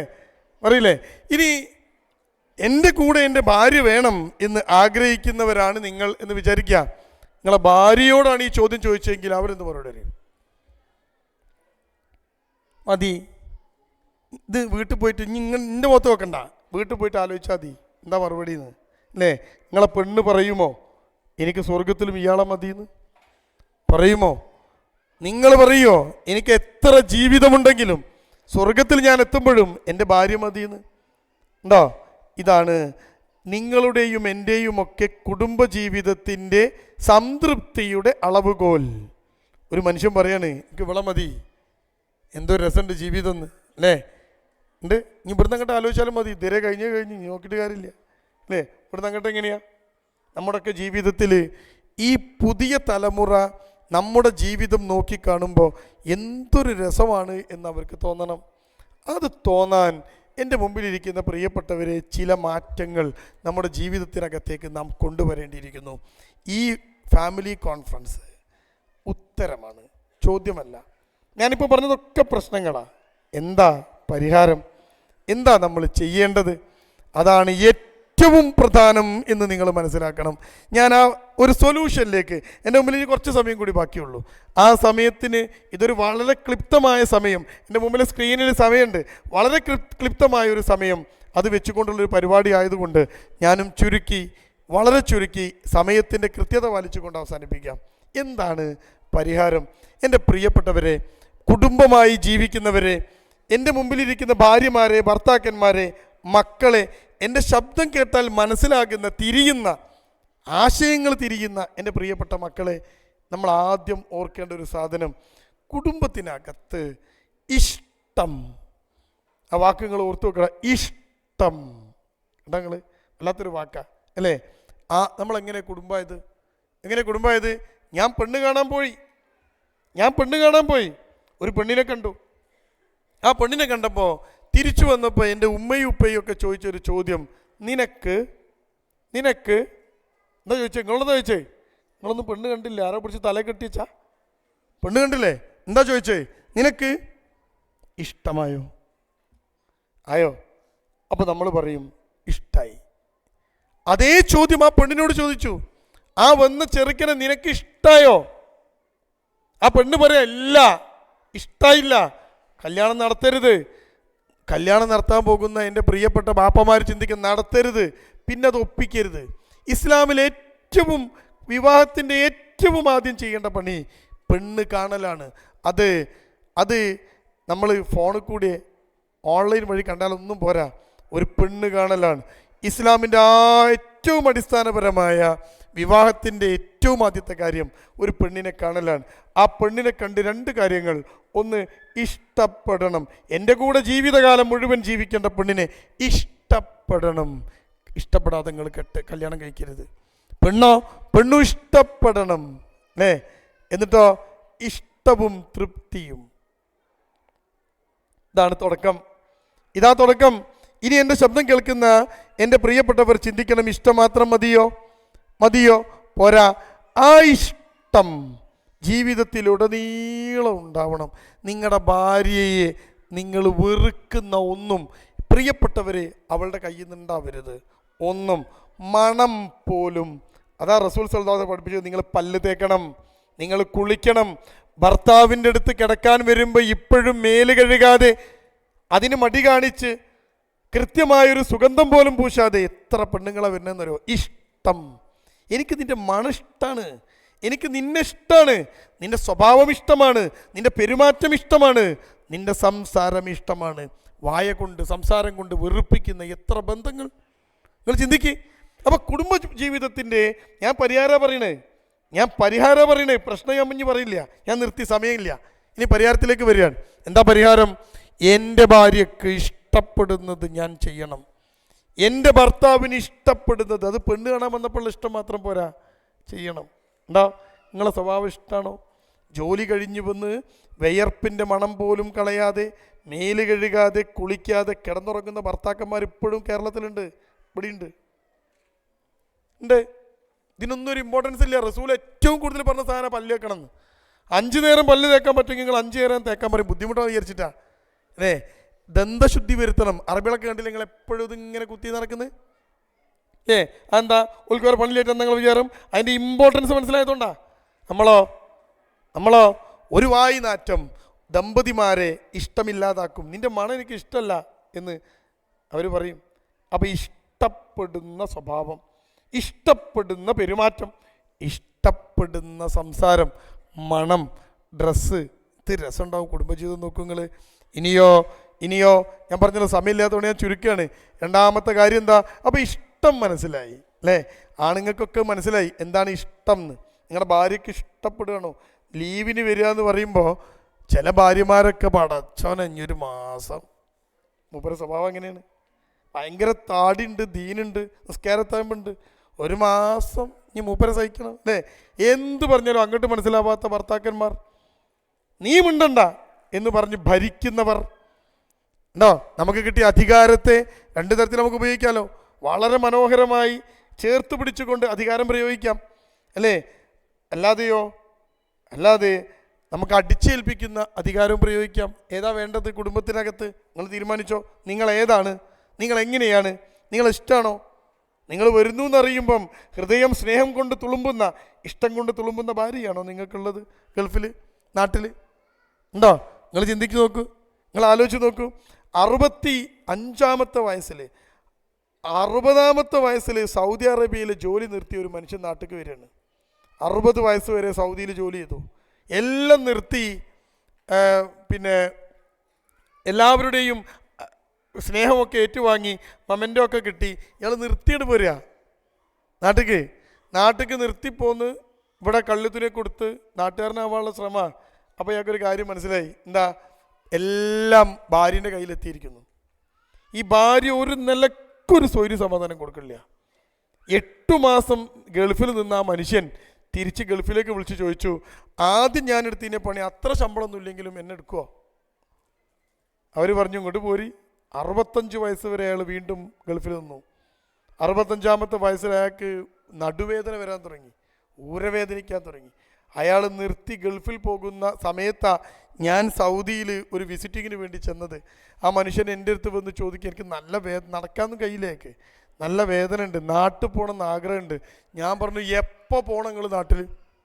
അയാൾ പറയാം, സാറേ ഞാൻ 5 കൊല്ലം മുമ്പ് പോയതാ, എനിക്ക് നാട്ടിൽ പോയാൽ എൻ്റെ അസുഖം കൂടും, അവിടെ ഇങ്ങനെ ഒരു പ്രശ്നമുണ്ട്. നിങ്ങൾ ആലോചിച്ച് നോക്കിയാൽ എവിടെയാണ് സ്വർഗം കിട്ടുക? എവിടെയാണ് പ്രശ്നമുള്ളത്? ഇഷ്ടം പ്രധാനം. ഞാൻ ചുരുക്കി പറയാം, ഇഷ്ടം. രണ്ടാമത്തെ സ്ഥാനത്തിന് പേരാണ് സ്നേഹം. സ്നേഹം ഉണ്ടോ? വെളിച്ചെണ്ണ നമുക്കിങ്ങനെ വാങ്ങാൻ കഴിയൂല. വെളിച്ചെണ്ണ വാങ്ങണമെങ്കിൽ ഒരു പാത്രം വേണം. ഉണ്ടോ? എനിക്ക് കൊണ്ടുവച്ച വെള്ള, ഈ വെള്ളം എൻ്റെ കയ്യിലേക്ക് ഒഴിച്ചു തരാൻ കഴിയൂല, എനിക്ക് കീശയിലിടാൻ കഴിയില്ല. ഇത് ഒഴിച്ചു വെക്കണമെങ്കിൽ ഒരു പാത്രം വേണം, വേണ്ടേ? പാത്രം ഉണ്ടോ? നിങ്ങൾ ഈ പാത്രത്തിലാണ് ഈ വെള്ളം ഒഴിച്ചു വെച്ചത്. എൻ്റെ മുമ്പിലിരിക്കുന്ന എൻ്റെ പ്രിയപ്പെട്ടവർ ചിന്തിക്കണം, സ്നേഹം ഇതുപോലെയാണ്, വെള്ളം പോലെയാണ്. സ്നേഹം ഒഴിച്ചു വെക്കുന്ന പാത്രത്തിൻ്റെ പേരാണ് ഇഷ്ടം. ഇഷ്ടമില്ലാതെ സ്നേഹം ഒഴിക്കാൻ കഴിയില്ല. എത്ര സ്നേഹമായിട്ടും കാര്യമില്ല, അല്ലേ? ഒരു 1000 ലിറ്റർ വെള്ളമുണ്ട്, കുടിക്കണമെങ്കിൽ അതിനൊരു കുപ്പി എടുക്കണം, അതിന് കുപ്പി വേണം. നിങ്ങളുടെ സ്നേഹം, ആ സ്നേഹം ഒഴിച്ചു വെക്കുന്ന പാത്രത്തിൻ്റെ പേരാണ് ഇഷ്ടം. ഇഷ്ടത്തിലാണ് സ്നേഹം ഒഴിക്കുക. നിങ്ങളെ ഭാര്യയ്ക്ക് നിങ്ങൾ ഇഷ്ടമാണെങ്കിൽ അതിലാണ് സ്നേഹം വരിക. നമ്മളൊക്കെ കുറ്റം പറയും, എൻ്റെ ഭാര്യ എന്നെ സ്നേഹിക്കില്ല, എൻ്റെ ഭർത്താവ് എന്നെ സ്നേഹിക്കില്ല, എൻ്റെ മക്കൾ എന്നെ സ്നേഹിക്കില്ല. നമ്മൾ കുടുംബത്തിനകത്ത് കുറ്റം പറയണ എന്തുകൊണ്ടാണ് ഈ സ്നേഹം വരാത്തത്? ഇഷ്ടമില്ല. ബാപ്പാൻ്റെ സ്വഭാവത്തിലും പെരുമാറ്റത്തിലും മക്കൾക്ക് ഇഷ്ടമില്ലെങ്കിൽ എൻ്റെ പ്രിയപ്പെട്ടവരെ സ്നേഹം വരൂല. അപ്പോഴോ ഈ സ്നേഹം വേണം. ഇനിയോ ഈ സ്നേഹം മതിയോ? ഞാൻ ഓരോ പരിഹാരത്തിലേക്ക് പോവാണ്. മതിയോ? നിങ്ങളുടെ മനസ്സിനകത്ത് നിറയെ സ്നേഹമുണ്ട്. എനിക്കെൻ്റെ മക്കളോട് എന്തിഷ്ടം, എനിക്കെൻ്റെ ഭാര്യയോട് എന്തിഷ്ടം, ഒരു കാര്യമില്ല. ആ ഇഷ്ടവും സ്നേഹവും നിങ്ങളുടെ മനസ്സിലുണ്ടായിട്ടൊരു കാര്യമില്ല. ആ സ്നേഹം, ഇഷ്ടം, സ്നേഹം, ആ സ്നേഹം നിങ്ങൾ പ്രകടിപ്പിക്കണം. മക്കളെ ചുംബിക്കണം എന്ന് പഠിപ്പിച്ചത് മഹാനായ മുഹമ്മദ് മുസ്തഫ സല്ലല്ലാഹു അലൈഹി വസല്ലമയാണ്. കേട്ടോ? ഭാര്യയെ ചുംബിക്കണമെന്ന് പഠിപ്പിച്ചത് മഹാനായ മുഹമ്മദ് മുസ്തഫ സല്ലല്ലാഹു അലൈഹി വസല്ലമയാണ്. ചുംബനം എന്നത്, ചേർത്ത് പിടിക്കുക എന്നത്, ചേർത്ത് നിർത്തുക എന്നത് സ്നേഹത്തിൻ്റെ പ്രകടനമാണ്. നിങ്ങൾ പ്രകടിപ്പിക്കാറുണ്ടോ സ്നേഹം? മക്കളോട്, ഭാര്യയോട് ഉണ്ടോ? ചേർത്ത് പിടിക്കാറുണ്ടോ അവരെ? നിങ്ങൾ ചിന്തിച്ചു നോക്ക്. ഉണ്ടോ? ആ ചേർത്ത് പിടിക്കലും ആ പ്രകടിപ്പിക്കലും ഏറ്റവും പ്രധാനം. മക്കൾക്ക് തോന്നണം ബാപ്പാൻ്റെ സ്നേഹം പ്രകടിതമാകുന്നു എന്ന് തോന്നണം. ഉണ്ടോ? നമ്മുടെ അകത്തിങ്ങനെ സ്നേഹം ഉണ്ടായിട്ട് കാര്യമുണ്ടോ? ഒളിച്ചോടാൻ തീരുമാനിച്ചു ഒരു പെണ്ണ്. ഒളിച്ചോടാൻ തീരുമാനിച്ചിട്ട് ആ പെണ്ണ് ആ ചെറുക്കനെ വിളിച്ചിട്ട് പറഞ്ഞു, നമുക്ക് ഒളിച്ചോടാം. വീട്ടിൽ പറഞ്ഞാൽ നടക്കൂല, ഒരു നിലക്കും നടക്കൂല, അവിടെ ഒളിച്ചോടാം എന്ന് തീരുമാനിച്ചു. അങ്ങനെ ആ ചെറുക്കൻ കോളേജിലേക്ക് എന്ന് പറഞ്ഞ് ഇറങ്ങിയ പെൺകുട്ടിയെ ആ ചെറുക്കൻ സ്കൂട്ടറുമായി ബൈക്കുമായി വന്ന് ബൈക്കിൽ കയറ്റിയിട്ട് അവിടെ ഒളിച്ചോടുക. അവർ പോവുക, ജീവിക്കാൻ പോവുക. അങ്ങനെ ഒളിച്ചോടാൻ വേണ്ടി പോകുമ്പോൾ നേരെ ഈ ചെറുക്കൻ പെൺകുട്ടിയോട് പറഞ്ഞു, എടി നമുക്ക് സ്റ്റേഷനിൽ കയറി ഒന്ന് റിപ്പോർട്ട് ചെയ്യാം. നമ്മൾ ഒളിച്ചോടുകയാണല്ലോ, അവിടെ ഇത് പ്രശ്നമാവും. നമുക്ക് സ്റ്റേഷനിൽ കയറി ഒന്ന് റിപ്പോർട്ട് ചെയ്യാം. ഈ പെൺകുട്ടി പറയുക, ആൺകുട്ടി പറയുക, പെൺകുട്ടി പറഞ്ഞു അതിൻ്റെ ഒന്നും ആവശ്യമില്ല, എന്നെ കൊണ്ടുപോയാൽ മതി. അപ്പോൾ ചെറുക്കൻ പറഞ്ഞു സേഫ് അതാണ്, നമുക്ക് സ്റ്റേഷനിൽ കയറി റിപ്പോർട്ട് ചെയ്യാം. അങ്ങനെ നേരം വെളുത്ത് ഒരു 10 മണി, കോളേജിൽ ഇറങ്ങിയ പെൺകുട്ടിയാണ്, ഒരു 10 മണിക്ക് സ്റ്റേഷനിലേക്ക് കയറുക. എസ് ഐൻ്റെ മുന്നിൽ നേരെ വന്ന് 2 പേരുടെയും ആധാർ കാർഡ് ഇതൊക്കെ എടുത്തിട്ടാണോ വിളിച്ചോടുക. പണ്ടത്തെ കുട്ടികളമാരില്ല, പൊക്കെ എടുത്തിട്ടാണ് വിളിച്ചോടുക. എല്ലാ സർട്ടിഫിക്കറ്റും എടുത്തിട്ടുണ്ടാവും. ആധാർ കാർഡ് എസ് ഐൻ്റെ നേരെ ഇങ്ങനെ നീട്ടിയിട്ട് ഈ കുട്ടികൾ രണ്ടാളും പറഞ്ഞു, സാർ ഞങ്ങൾ ആധാർ കാർഡാണ്. എസ് ഐ ചോദിച്ചു, എന്തിനാ ആധാർ കാർഡ്? ഞങ്ങൾക്ക് രണ്ടാൾക്കും പ്രായപൂർത്തിയായിരിക്കുന്നു, ഇവൾക്ക് 18 കഴിഞ്ഞിരിക്കുന്നു, എനിക്ക് 21 വയസ്സും കഴിഞ്ഞിരിക്കുന്നു, ചെക്കന് 23 വയസ്സാണ് കഴിഞ്ഞിരിക്കുന്നു. എസ് ഐ ചോദിച്ചു, നേരം വെളുക്കുമ്പോൾ തന്നെ നിങ്ങൾ പ്രായം തെളിയിക്കാൻ വന്നതാണോ? അവർ പറഞ്ഞു, സാറേ ഞങ്ങൾ ഒളിച്ചോടാണ്, ഇവൾക്ക് 19 വയസ്സാണ്, എനിക്ക് 23 വയസ്സ്, ഞങ്ങൾ ഒളിച്ചോടാണ്. അപ്പോൾ ഒളിച്ചോടുമ്പോൾ സ്റ്റേഷനിൽ നിന്ന് റിപ്പോർട്ട് ചെയ്താണ്, ഇവളെ കാണാനില്ല എന്നൊക്കെ പറഞ്ഞിട്ട് പ്രശ്നം ഉണ്ടാവുകയാണെങ്കിൽ എൻ്റെ അടുത്തുണ്ട്, അതൊന്ന് അറിയിക്കാൻ വന്നതാണ്, ഞങ്ങൾ പോട്ടെ എന്ന് പറഞ്ഞ് ഇറങ്ങിയപ്പോൾ 3 മക്കളുടെ ബാപ്പയായ എസ് ഐക്കുണ്ട് 3 മക്കൾ. പോലീസുകാർ മനുഷ്യന്മാർ തന്നെയല്ലേ, അവർക്ക് മക്കളുണ്ടല്ലോ. ഈ എസ് ഐക്കുണ്ട് 3 മക്കൾ. അയാളുടെ ഉള്ളിലെ എസ് ഐ ആണ് പോയി. ബാപ്പ ഉണർന്നു. ആ കുട്ടികളെ 2 പേരുടെയും ആധാർ കാർഡ് അയാൾ ഇങ്ങനെ വലിച്ചിട്ട് വാങ്ങി കയ്യിൽ വെച്ചിട്ട് പറഞ്ഞു, പോകാൻ പറ്റൂല, നിങ്ങളെ പ്രശ്നം എന്താണെന്ന് പറ, ഞാൻ പരിഹരിച്ചു തരാം. മോളെ, നീ ഒളിച്ചോടിയാൽ നിൻ്റെ വീട്ടിലുണ്ടാകുന്ന പ്രശ്നം നിനക്കറിയോ? നിൻ്റെ ബാപ്പയും ഉമ്മയും പുറത്തിറങ്ങി എങ്ങനെ നിനക്കറിയോ? അവരുടെ മാനക്കേട് നിനക്കറിയോ? എന്ന ചോദ്യത്തിന് ആ കുട്ടിക്ക് മറുപടി ഒന്നുമില്ല. അതൊന്നും എനിക്ക് നോക്കേണ്ട ആവശ്യമില്ല, എനിക്ക് എൻ്റെ കൂടെ പോകണം, അത് മാത്രമേ ലക്ഷ്യമുള്ളൂ. ആ ചെക്കനോട് ചോദിച്ചു, നിനക്ക് അനിയത്തില്ലേ, അവളെ കല്യാണം എങ്ങനെ നടക്കും? അതിനൊന്നും ചെക്കന് മറുപടിയില്ല. ആ എസ് ഐ പറഞ്ഞു, ഞാൻ നടത്തി തരാം നിങ്ങളെ കല്യാണം, ഞാനേറ്റ്, നിങ്ങൾ ഒളിച്ചോടരുത്. 2 പേരുടെയും ബാപ്പാരെ നമ്പർ തന്നാൽ ഞാൻ നടത്തി തരാം കല്യാണം. അങ്ങനെ 2 പേരുടെയും ബാപ്പാരെ വിളിച്ചു വരുത്താണ്. മക്കൾ സ്റ്റേഷനിലുണ്ട്, വരണം. പെണ്ണിൻ്റെ ബാപ്പയും അമ്മയും ഓടി വന്നു. എസ് ഐ പറഞ്ഞു, നിങ്ങൾ വികാരത്തിലായിട്ട് കാര്യമില്ല, ഇവരെ ഒളിച്ചോടാൻ തീരുമാനിച്ച് പോണോടത്ത് പിടിച്ചു വെച്ചാൽ ഞാൻ, അതുകൊണ്ട് ഇനി ഇതിൻ്റെ മുകളിൽ ഒരു സംസാരിച്ച് കാര്യമില്ല, ഇനി പോണ വഴിക്ക് വിട, മാനക്കേടില്ലാതെ നിങ്ങൾ കാര്യങ്ങൾ ചെയ്യുക. 2 ആഴ്ച സമയം കൊടുത്തു ഈ പെണ്ണിന്. മോളൊന്ന് ആലോചിച്ചേക്ക്. ചെക്കനോട് ചെക്കൻ്റെ വാപ്പനെ വിളിച്ച് പറഞ്ഞു, നീ ഒളിച്ചോടാൻ തീരുമാനിച്ചതാ, ഞാൻ പിടിച്ചു വെച്ചതാ, ഇനി ചർച്ചകളൊന്നുമില്ല, നിങ്ങൾ 2 ആഴ്ച തീരുമാനിച്ചോളൂ. കണ്ടാ, ഈ പെൺകുട്ടിയും ഈ ചെറുക്കനും ഒളിച്ചോടാൻ തീരുമാനിച്ചതാ. ഈ പെൺകുട്ടി കൗൺസിലിങ്ങിന് വരിക, 2 ആഴ്ച സമയമുണ്ട്, അതിനിടയ്ക്ക് കൗൺസിലിങ്ങൊക്കെ നടത്താമല്ലോ. കൗൺസിലിങ്ങിന് വരിക, ഉമ്മ കരഞ്ഞുകൊണ്ടേയിരിക്കുകയാണ്. ഈ പെൺകുട്ടി സൈഡിലിങ്ങനെ ഇരിക്കുക, ബാപ്പിയും അപ്പുറത്ത് നേരെ ഓപ്പോസിറ്റ് ഇരിക്കുക. ഉമ്മ കരച്ചില്ല, പർദ്ദേ കൂടി ഇങ്ങനെ കണ്ണുനീർത്തുള്ളികൾ ഉരുണ്ട് വീഴുന്നു. ബാപ്പ ഇങ്ങനെ നെഞ്ചുഴിഞ്ഞിരിക്കുക ബേജാറായിട്ട്. ഇങ്ങനെ പോകാൻ നോക്കിയ പെൺകുട്ടിയാണ്. ഈ കല്യാണം നടത്താൻ അവർക്ക് ഒരു താല്പര്യമില്ല, ഈ ചെറുക്കനെ കെട്ടിക്കാൻ ഒരു താല്പര്യമില്ല. ജോലിയും കൂലിയില്ലാത്തൊരു ചെറുക്കൻ, ഒരു താല്പര്യമില്ല. എന്തു ചെയ്യും? അവരിങ്ങനെ നിൽക്കുകയാണ്. അങ്ങനെ ഉമ്മ കരയാണ്. ഞാൻ പറഞ്ഞു, നിങ്ങൾ സങ്കടപ്പെടല്ലേ, നമുക്ക് പരിഹാരം ഉണ്ടാക്കാം എന്ന് പറഞ്ഞപ്പോൾ ഉമ്മ കരഞ്ഞുകൊണ്ട് പറയാണ്, സാർക്കറിയോ? ഞാൻ ചോദിച്ചു, എന്ത്? എൻ്റെ മോളെ ഞാൻ എത്ര സ്നേഹിക്കുന്നു സാർക്കറിയോ? ഞാൻ അമ്മനോട് ചോദിച്ചു, എനിക്കറിഞ്ഞിട്ട് പ്രത്യേകിച്ച് കാര്യമൊന്നുമില്ല, നിങ്ങളെ മോക്കറിയോ? നിങ്ങളോളെ സ്നേഹിക്കുന്നുണ്ടെന്ന് മോക്കറിയോ? ഉമ്മാൻ്റെ കണ്ണുനീരവിടെ നിന്നു. ഉമ്മ കുറച്ചേരം ആലോചിച്ചിട്ട് പറഞ്ഞു, സാധ്യത കുറവാണ്, അവിടെ വിളിച്ചോടിയത്. നിങ്ങൾ സ്നേഹിക്കുകയല്ല കൂട്ടരെ വേണ്ടത്, അത് പ്രകടിപ്പിക്കൽ വളരെ ഇമ്പോർട്ടൻ്റ് ആണ്. അത് പ്രകടിപ്പിക്കുമ്പോഴാണ് കുട്ടി സ്നേഹം മനസ്സിലാക്കുക. ആ ചോദ്യത്തിന് മുന്നിൽ ഉമ്മ നിന്നു. ഉമ്മ പറഞ്ഞു, ഇല്ല. ആ പെൺകുട്ടി എൻ്റെ മുമ്പിൽ കയറി വന്നപ്പോൾ ഞാൻ പറഞ്ഞു, നിൻ്റെ ഉമ്മ നിന്നെ വല്ലാണ്ട് സ്നേഹിക്കുന്നു.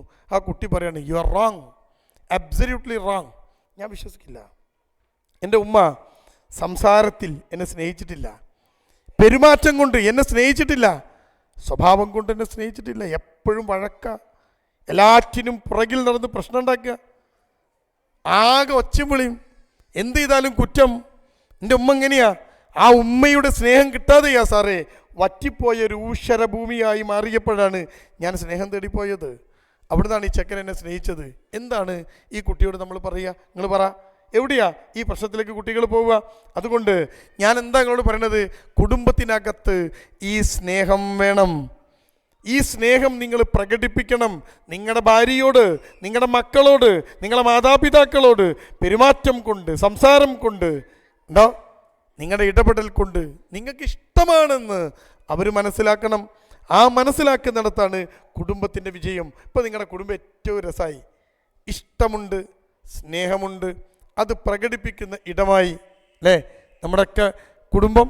അപ്പം തന്നെ കുടുംബത്തിൻ്റെ ആംബിയൻസ് മാറി. ഇനിയോ, ഇനി മൂന്നാമത്തെ ഒരു സാധനം ഉണ്ട്. ഞാൻ അങ്ങനെ ചുരുക്കി പറയാണ്, സമയം തീരാനുള്ള ഞാൻ ചുരുക്കി പറയാണ്. ഇനി മൂന്നാമത്തെ ഒരു സാധനം ഉണ്ട്, അതിൻ്റെ പേരാണ് സംസാരം. അതിൻ്റെ പേരാ സംസാരം. അല്ലേ, സംസാരം. ഞാനിപ്പോൾ ഒളിച്ചോടിയ കുട്ടീനെ കുറിച്ച് പറഞ്ഞു. ആ ഒളിച്ചോടിയ കുട്ടി കൗൺസിലിങ്ങിന് വന്നപ്പോൾ ഞാൻ ചോദിച്ചു, മോളെ എത്ര കാലമായി നിങ്ങളെ ബന്ധം, എത്ര കാലമായി നിങ്ങളെ ബന്ധം? ആ കുട്ടിയോട് എൻ്റെ ചോദ്യം. ആ കുട്ടി ഇങ്ങനെ ആലോചിച്ചിട്ട് പറഞ്ഞു, 6 മാസമായി സാറേ. 6 മാസമോ? വെറും 6 മാസമോ? 6 മാസം മുമ്പ് ഞാൻ പരിചയപ്പെട്ട ചെക്കനാ സാറേ. എന്നിട്ട് ഒരിക്കലും പിരിയാൻ കഴിയാത്ത അത്ര ആത്മബന്ധം നമ്മൾ തമ്മിലുണ്ടായി. എങ്ങനെ ഇവൻ ഇവളെ കാണാൻ വരാറില്ല, രണ്ട് സ്ഥലത്താ. എങ്ങനെയാ ഇത്രയും അടുപ്പമുണ്ടായത്, പിരിയാൻ കഴിയാത്ത ബന്ധമുണ്ടായത്? 19 കൊല്ലം അവളെ പോറ്റി വളർത്തിയ ഉമ്മയെ ഒരു വാക്കുപോലും പറയാതെ പിരിയാൻ അവൾക്ക് കഴിഞ്ഞു. 19 കൊല്ലമായി അവൾക്ക് വേണ്ടി രാപ്പകലന്തിയോളം ജോലി ചെയ്ത വാപ്പയെ ഒരു വാക്ക് കൊണ്ട് പോലും പറയാതെ പിരിയാൻ അവർ കഴി. പക്ഷേ ഈ ചെക്കൻ്റെ കൂടെ പോയപ്പോൾ അവൾ പറയാണ്, എനിക്ക് അവനെ പിരിയാൻ കഴിയില്ല. പിരിയാൻ കഴിയാത്ത അത്ര ഇവർ തമ്മിൽ അടുത്തുപോയി. എങ്ങനെ? ഞാൻ ചോദിച്ചു, എങ്ങനെയാണ് മോളെ അടുത്തത്? ഉത്തരം അവൾ പറഞ്ഞു, സാറേ എൻ്റെ കയ്യിൽ ഫോണുണ്ടായിരുന്നു, ഞങ്ങളെന്നും ധാരാളം സംസാരിക്കുമായിരുന്നു. എങ്ങനെ അതിലേക്ക് ഞാൻ വരാം. പക്ഷെ ഒരു കാര്യം നിങ്ങൾക്ക് മനസ്സിലായി, ഇഷ്ടം വേണം, പ്രകടിപ്പിക്കുന്ന സ്നേഹം വേണം, സംസാരം വേണം. എവിടെയാ? 2 മനുഷ്യർ ഒരുമിച്ച് നിൽക്കുന്നിടത്തൊക്കെ ഇത് വേണം. അല്ലെങ്കിലോ ഇതില്ല. അപ്പോൾ മൂന്നാമത്തെ എന്താ? സംസാരം. സംസാരിച്ചാൽ മനസ്സടുക്കും, സംസാരം കുറഞ്ഞാൽ മനസ്സകലും. ഒരു മനുഷ്യനോട് നമ്മളെങ്ങനെ അടുക്കുക? അയാളോട് സംസാരിക്കുകയാണ്. എന്നാൽ അങ്ങനെ മിണ്ടാതിരുന്നാലോ? അടുക്കൂല. അപ്പം അടുപ്പമുണ്ടാക്കാൻ സംസാരിക്കണം. വളരെ സിമ്പിളാണ്. എങ്ങനെ?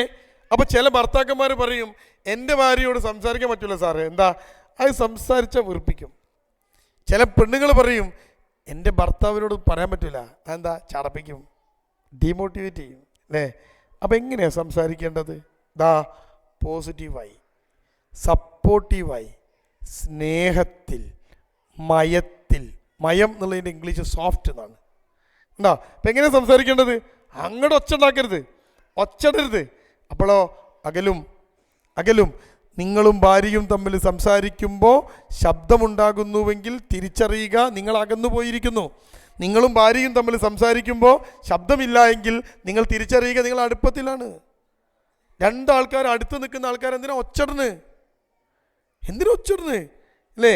ആദ്യത്തെ രാത്രി റൂമിനകത്ത് കയറി ഭാര്യയും ഭർത്താവും സംസാരിക്കും.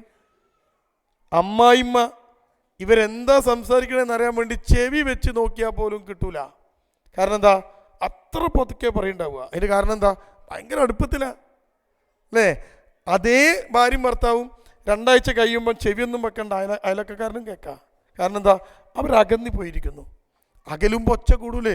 പിറകിലിരിക്കുന്ന ഒരാളെ മൈക്കില്ലെങ്കിൽ ഞാൻ എങ്ങനെ വിളിക്കുക? ഒച്ചത്ത് വിളിക്കണ്ടേ? അപ്പോഴല്ലേ കേൾക്കുള്ളൂ. എൻ്റെ അടുത്തേക്ക് ആളെ ഞാൻ അതിനെ ഒച്ച ഉണ്ടാക്കണേ, അയാളാണെന്ന് നോക്കിയാൽ പോരെ, എനിക്ക് മനസ്സിലാവില്ലേ? ഇല്ലേ? അപ്പോൾ അടുത്തു എന്നുള്ള ലക്ഷണം എന്താ? നിങ്ങൾ ഭാര്യയും ഭർത്താവും സംസാരിക്കുമ്പോൾ ഒച്ച കൂടുണ്ടോ? നിങ്ങൾ ബാപ്പയും മക്കളും സംസാരിക്കുമ്പോൾ ശബ്ദം കൂടുണ്ടോ?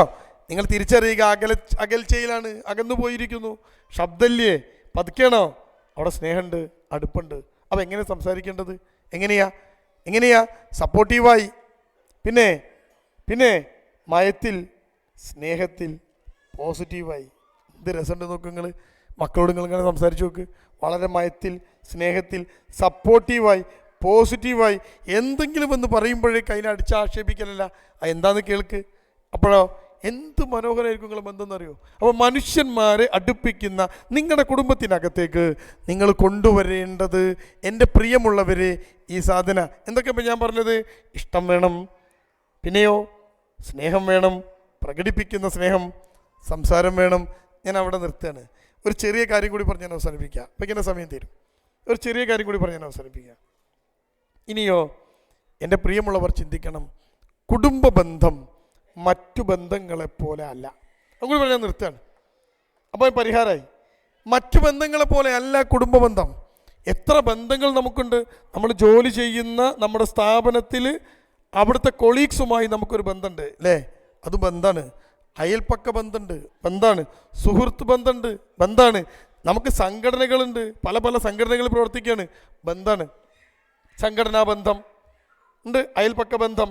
പക്ഷേ ഈ ബന്ധങ്ങളിൽ നിന്നെല്ലാം വ്യത്യസ്തമായ ഒരു ബന്ധമാണ് കുടുംബം. കുടുംബം നട്ട് നനച്ച് വളർത്തണം. വെറുതെ കണ്ട് സ്നേഹം ഉണ്ടാവില്ല. ഞാൻ കല്യാണം കഴിച്ചു എന്നുള്ളതുകൊണ്ട് എൻ്റെ ഭാര്യ ആവില്ല. അവളെ സ്നേഹിക്കണം. അവളെ സ്വപ്നങ്ങൾ നമ്മുടെ സ്വപ്നങ്ങളായി മാറണം. വെറുതെ ഭാര്യയാവില്ല. കെട്ടി നീ എൻ്റെ ഭാര്യയാണ്, നീ മുണ്ടരുത് എന്നൊരു കാര്യമില്ല.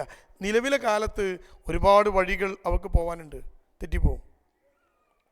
ഭർത്താവും അങ്ങനെയാ, ഒരുപാട് വഴികൾ അയാൾക്ക് പോവാണ്ട്, തെറ്റിപ്പോവും.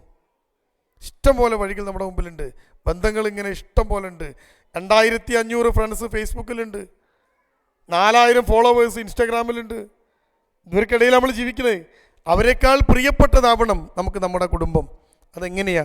അതുകൂടി പറഞ്ഞ് ഞാൻ അവസാനിപ്പിക്കുകയാണ്. എല്ലാ ബന്ധങ്ങളെയും പോലെ നിങ്ങൾ കുടുംബത്തെ കാണരുത്. കുടുംബ ബന്ധം ഊഷ്മളമാവാൻ 3 ബന്ധങ്ങളെ ഒരുമിച്ച് വെക്കണം. 3 ബന്ധങ്ങൾ ചേർന്നാൽ കുടുംബ ബന്ധമായി. പക്ഷേ ഈ 3 ബന്ധങ്ങൾ നിങ്ങളെ മറ്റു ബന്ധങ്ങളിൽ ഉണ്ടാവില്ല. ഏതാണ് ആ 3 ബന്ധം? നമ്മൾ പറയാൻ നിർത്തുകയാണ്. ഒന്ന്, ശാരീരിക ബന്ധം. ശാരീരിക ബന്ധം, ഒരു കുടുംബത്തിനകത്തുള്ള ബന്ധത്തിൻ്റെ പേരാണ് ശാരീരിക ബന്ധം. കണ്ടോ? ഒന്നാമത്തെ ബന്ധം അതാ, മറന്നു പോകരുത്. ഞാൻ വളരെ കുറച്ചേ പറഞ്ഞിട്ടുള്ളൂ, കുറച്ച് സമയമുള്ളൂ. ശാരീരിക ബന്ധം വേണം, അല്ലേ? ഭാര്യയും ഭർത്താവും തമ്മിൽ ശാരീരിക ബന്ധം വേണം. ബെഡ്റൂമിനകത്ത് മൊബൈൽ ഫോണുകൾ നിങ്ങൾക്കിടയിൽ വേലി കെട്ടുന്നുണ്ടോ എന്ന് ചിന്തിക്കണം. ഉണ്ടോ? ചിന്തിക്കണം. പക്ഷേ ഭാര്യയും ഭർത്താവും തമ്മിൽ ശാരീരിക ബന്ധം വേണം. ഞാൻ വിശദീകരിക്കുന്നില്ല. മക്കളും മാതാപിതാക്കളും തമ്മിൽ ശാരീരിക ബന്ധം വേണം. അപ്പോൾ പ്രശ്നമായി. നിങ്ങൾ ഉദ്ദേശിച്ച ശാരീരിക ബന്ധമല്ല ഞാൻ ഉദ്ദേശിച്ചത്. ഇപ്പോൾ ക്ലിയറായി അല്ലേ? ഭാര്യയും ഭർത്താവും തമ്മിലുള്ള ശാരീരിക ബന്ധം എന്താ നിങ്ങൾക്ക് മനസ്സിലായി. മക്കളുമായുള്ള ശാരീരിക ബന്ധം എന്താ? പ്രിയപ്പെട്ടവരെ, തൊടണം. നമുക്ക് തൊടാൻ പറ്റിയ ഒരേ ഒരു ബന്ധം കുടുംബ ബന്ധമാണ്. ഇസ്ലാമിൻ്റെ പ്രത്യേകത, എല്ലാവരും തൊടാൻ പറ്റൂല. അതാ ഇസ്ലാമിൻ്റെ പ്രത്യേകത. ഒരാണിന് തൊടാൻ പറ്റുന്നവരുടെ എണ്ണം വിരൽ കൊണ്ട് എണ്ണിയെടുക്കാം, അത്രേ പറ്റുള്ളൂ. എല്ലാവരും പോയിട്ട് തൊടാൻ പറ്റൂല. ഒരാണിന് എത്ര പെണ്ണുങ്ങളെ തൊടാം? നിങ്ങൾക്ക് ഈ വിരൽ കൊണ്ട് എണ്ണിയെടുക്കാം, ഇതിനപ്പുറത്തേക്ക് ഉണ്ടാവില്ല. ഉമ്മ, പെങ്ങള്, മോള്, ഭാര്യ, അങ്ങനെ കുറച്ചുകൂടി ഉണ്ട്, കഴിഞ്ഞ്. പിന്നില്ല, അതിനപ്പുറത്തേക്ക് ബന്ധമില്ല. ഭാര്യൻ്റെ അനിയത്തി ഇല്ല. കണ്ടോ നിങ്ങൾ? അനിയൻ്റെ ഭാര്യ ഇല്ല. സ്കൂട്ടറും കൊണ്ടുപോകാൻ പറ്റുമോ? ഇല്ല. കഴിഞ്ഞു, ബന്ധമാണ് കഴിഞ്ഞു. കയ്യിൽ എണ്ണാം. ഒരു പെണ്ണിന് ഏതൊക്കെ ആണിനെ തൊടാം? കോളേജിലെ ക്യാമ്പസിൽ ഗേറ്റിൻ്റെ അടുത്ത് 8:30 മണിക്കെത്തുന്ന പെണ്ണ്, ആ പെണ്ണിങ്ങനെ നിൽക്കുക. ഓളെ ക്ലാസ്സിൽ പഠിക്കുന്ന കുട്ടികൾ ഇങ്ങനെ കയറി വരുമ്പോൾ ആൺകുട്ടിയൊക്കെ അസ്സലാമു അലൈക്കും അള്ളാൻ്റെ പേരിലാണ് കൈ കൊടുക്കണത്, അല്ലേ? കൈ കൊടുക്കാമോ? അപ്പോൾ അടുത്ത ചോദ്യം, ഇന്നത്തെ കാലത്ത് അതൊക്കെ ഒരു പ്രശ്നം. അത് മറ്റേ ചോദ്യമാണ്, ഞാൻ ആദ്യം പറഞ്ഞു, അല്ലേ? എല്ലാ കാലത്തും പ്രശ്നമാണ്. കാരണം എന്താ? ഇസ്ലാം അതാ. ഇസ്ലാമിൽ ഒരു പെണ്ണിന് ആരൊക്കെ തൊടാം? വിരലെണ്ണിക്കോളൂ നിങ്ങൾ, അത്രേ പറ്റൂ, അല്ലേ? ഈ തൊടുന്നവർ ശരിക്ക് തൊടണ്ടേ? ബാപ്പ മക്കളെ തൊടണ്ടേ? ഭാര്യ ഭർത്താവിനെ തൊടണ്ടേ? പെങ്ങളും ആങ്ങളെയും തമ്മിൽ തൊടണ്ടേ? ആ തൊടലുകൾക്കൊക്കെ അതിരുകളുണ്ട്. എത്രത്തോളം ആവാം? ഭാര്യയും ഭർത്താവും തമ്മിലുള്ള തൊടലല്ലല്ലോ മക്കളെ തൊടൽ. ഞാൻ നിങ്ങളെ പഠിപ്പിക്കേണ്ട ആവശ്യമില്ലല്ലോ. പക്ഷേ തൊട്ടുരുമ്മിയിരിക്കുന്ന ഇടത്തിൻ്റെ പേരാ കുടുംബം. അപ്പോൾ ഈ തൊടൽ വേണ്ടേ? അതാ ഞാൻ നിങ്ങളോട് പറഞ്ഞത്. ശാരീരികമായ ഒരടുപ്പം, ശാരീരികമായൊരു ബന്ധമുള്ള ഇടം കുടുംബം. നമ്മുടെ ഓഫീസിൽ ഇത് പറ്റുമോ? എൻ്റെ കൂടെ വർക്ക് ചെയ്യുന്ന ഒരു ടീച്ചറെ എനിക്ക് കെട്ടിപ്പിടിക്കാൻ പറ്റുമോ? കൈ കൊടുക്കാൻ പറ്റുമോ? തൊടാൻ പറ്റുമോ? ഇല്ല. കഴിഞ്ഞു. അപ്പോൾ ആ ബന്ധം, അതൊരു ബന്ധം, ഒരു ലിമിറ്റിനപ്പുറത്തുള്ളൊരു ബന്ധം. അതിനപ്പുറത്തോ ഒന്നും പറ്റില്ല, അതിനിടയിലൊന്നും പറ്റില്ല. പക്ഷെ കുടുംബത്തിലോ ഈ തൊടൽ വേണം. എൻ്റെ മുമ്പിലിരിക്കുന്ന നിങ്ങൾ ചിന്തിച്ചോ? ഉണ്ടോ? ഈ തൊട്ടുരുമ്മിയിരിക്കുന്ന ഇടം കുടുംബം. മക്കളെ തൊടണം, ഭാര്യയെ തൊടണം, ഉമ്മയെ തൊടണം. ഉണ്ടോ? ടച്ച് വല്ലാത്തൊരു മാറ്റം ഒരു മനുഷ്യനുണ്ടാക്കുന്ന സാധനം ടച്ച്. ആത്മഹത്യ ചെയ്യാൻ പോകുന്ന ഒരു മനുഷ്യനെ മറ്റൊരു മനുഷ്യൻ തൊട്ടാൽ അവൻ ആത്മഹത്യയില്ല എന്നാ സൈക്കോളജി. തൊട്ടാൽ മതി. എങ്ങോട്ടാ നീ? വാ, ഞാൻ ഉണ്ട് കൂടെ. I am with you, you are not alone. Touch. എന്തൊരു വലിയ മാറ്റം ഉണ്ടാക്കുമെന്നറിയോ? ഇത് കുടുംബത്തിനകത്തുണ്ടാക്കണം. തൊടാൻ സമയം കണ്ടെത്തണം. അപ്പോൾ ആദ്യത്തെ ബന്ധത്തിൻ്റെ പേരെന്താ? ആദ്യത്തെ ബന്ധത്തിൻ്റെ പേരാണ് ശാരീരിക ബന്ധം. ഈ ശാരീരിക ബന്ധം നടത്തണമെങ്കിൽ വൃത്തി വേണം, വെടിപ്പ് വേണം. ഞാൻ ഇതിലേക്കൊന്നും കിടക്കുന്നില്ല സമയമില്ലാത്തത് കൊണ്ട്. ഇനിയോ രണ്ടാമത്തെ ഒരു ബന്ധമുണ്ട്. അതിൻ്റെ പേരാണ് മാനസിക ബന്ധം. അപ്പം ശരീരം കൊണ്ട് ബന്ധമുള്ളത് കുടുംബം. അത് മക്കളാവട്ടെ, അത് ഭാര്യയാവട്ടെ, ഭർത്താവട്ടെ ഉണ്ടാവണം. ഇനിയോ അടുത്ത ബന്ധത്തിൻ്റെ പേരാണ് മാനസിക ബന്ധം. എന്താ മാനസിക ബന്ധത്തിൻ്റെ പ്രത്യേകത? മനസ്സടുക്കണം. ഞാൻ നേരത്തെ പറഞ്ഞു അതിനുള്ള മാർഗം എന്താന്ന് അല്ലേ? എന്താ മാർഗം? മനസ്സടുക്കാൻ പ്രിയപ്പെട്ടവരെ സംസാരിക്കണം. എങ്ങനെ? ഞാൻ നേരത്തെ പറഞ്ഞു കഴിഞ്ഞു, ഞാൻ വിശദീകരിക്കുന്നില്ല അല്ലേ? നന്നായി സംസാരിക്കണം. അപ്പോൾ തൊടണം, സംസാരം വേണം. എങ്ങനെയെന്ന് ഞാൻ പറഞ്ഞു. അപ്പോഴോ മനസ്സിങ്ങനെ അടുക്കും. എത്രത്തോളം നിങ്ങൾ സംസാരിക്കുന്നുവോ അത്രത്തോളം നിങ്ങളുടെ മനസ്സടുക്കും. എത്രത്തോളം നിങ്ങൾ സംസാരിക്കാതിരിക്കുന്നുവോ മനസ്സിങ്ങനെ അകന്നു പോകും. അപ്പോൾ സംസാരിക്കണം അല്ലേ? ഗൾഫുകാർക്കുള്ളൊരു പ്രത്യേകത എന്താണെന്നറിയോ? ഭാര്യയോട് ഗൾഫിലുള്ള ഒരു മനുഷ്യൻ നിർത്തി നാട്ടിൽ വന്നു, ഗൾഫിൽ നിന്ന് നിർത്തി നാട്ടിൽ വന്നു. തുടങ്ങിയതൊരു ബേക്കറിയാണ്. ഗൾഫുകാർക്ക് തുടങ്ങാൻ ഏറ്റവും എളുപ്പം ബേക്കറിയാണല്ലോ. നേരെ പോയിട്ടൊരു ബേക്കറി തുടങ്ങി. അയാൾ ഗൾഫിലാവുന്ന സമയത്ത് എന്താ സ്ഥിതി എന്നറിയോ? മൂപ്പര് സുബൈക്ക് എണീക്കും. സുബൈക്ക് പള്ളിക്ക് കുറച്ചവിടെ നടക്കണം. സുബൈക്ക് എണീറ്റ് മൂപ്പര് ആ താമസിക്കുന്നിടത്ത് നിന്ന് ഇറങ്ങുമ്പോൾ തന്നെ ഭാര്യയ്ക്ക് വിളിക്കും. 2.5 മണിക്കൂർ സമയദൈർഘ്യമാണ് സൗദി അറേബ്യയും നാടും തമ്മിൽ അല്ലേ? ഇയാൾ സുബൈക്ക് എണീക്കുമ്പോഴേക്ക് ഭാര്യ അടുക്കളയിൽ പണിനെ തിരക്കിലായിരിക്കും. ഇയാൾ ഭാര്യയ്ക്ക് വിളിക്കും സുബൈക്ക്. അവൾ കാത്തിരിക്കും. അവൾ അടുക്കളയിൽ പണി ഇങ്ങനെ എടുത്തുകൊണ്ടിരിക്കുകയാണെങ്കിൽ ഈ ഫോണിലങ്ങനെ സംസാരിക്കും. അയാൾ സുബൈക്ക് നിസ്കരിക്കാൻ പള്ളിയിൽ കയറുമ്പോൾ അയാൾ പറയും, എടി ഞാൻ പള്ളിയിൽ എത്തിയിട്ടോ, ഞാൻ കഴിഞ്ഞിട്ട് വിളിക്കാം. അപ്പോഴേക്ക് അവൾ വേഗം പത്തിരിയൊക്കെ കുഴച്ച് റെഡിയാക്കി 2 കൈ കൊണ്ടുള്ള പണിയൊക്കെ തീർത്ത് വെക്കും. അയാൾ സുബൈ നിസ്കരിച്ച് ഇറങ്ങി ചെരുപ്പിട്ട് പുറത്തിറങ്ങിയാൽ വീണ്ടും ഭാര്യയ്ക്ക് വിളിക്കും. നിസ്കരിച്ചിട്ട് ഒന്ന് നടക്കും. ആ നടത്തത്തിലൊക്കെ ഭാര്യയോട് സംസാരിച്ചു കൊണ്ടേയിരിക്കും. ഒക്കെ നിങ്ങൾ അങ്ങനെ സംസാരിച്ച് ഇങ്ങനെ വരും. രാത്രി പണി കഴിഞ്ഞാൽ വീണ്ടും വിളിക്കും. ഇപ്പം നിർത്തി നാട്ടിലെത്തി. എന്താ സംഭവിക്കുക? രാവിലെ 6 മണിക്ക് ബേക്കറി തുറക്കണം. ഇയാൾക്ക് ഒഴിവുണ്ടാവുമോ ഭാര്യനെ വിളിക്കാൻ? ഉണ്ടാവുമോ? കൗൺസിലിങ്ങിന് വന്ന് ഭാര്യ എന്നോട് പറയാ, സാറാ മൂപ്പരോട് ആ ബേക്കറി പൂട്ടിയാണ്ട് ഗൾഫ് പോകാൻ പറയൂ. ഞാൻ ചോദിച്ചാൽ എന്താ എല്ലാ ഭാര്യമാരും എന്നാൽ എന്നോടൊന്ന് സംസാരിക്കാൻ സമയം കിട്ടുമല്ലോ, ഫോണിൽ കൂടി ആണെങ്കിലും മുണ്ടൂലപ്പോൾ. ഇത് കഴിഞ്ഞ് വരുമ്പോഴേക്കും മൂപ്പര് ക്ഷീണമായി, ഒറ്റ ഉറക്ക, ഭാര്യയോട് സംസാരമില്ല, മനസ്സിങ്ങനെ അകന്നു പോവാണ്, ബന്ധങ്ങളിങ്ങനെ പ്രശ്നമാവാണ്. കണ്ടോ നിങ്ങൾ?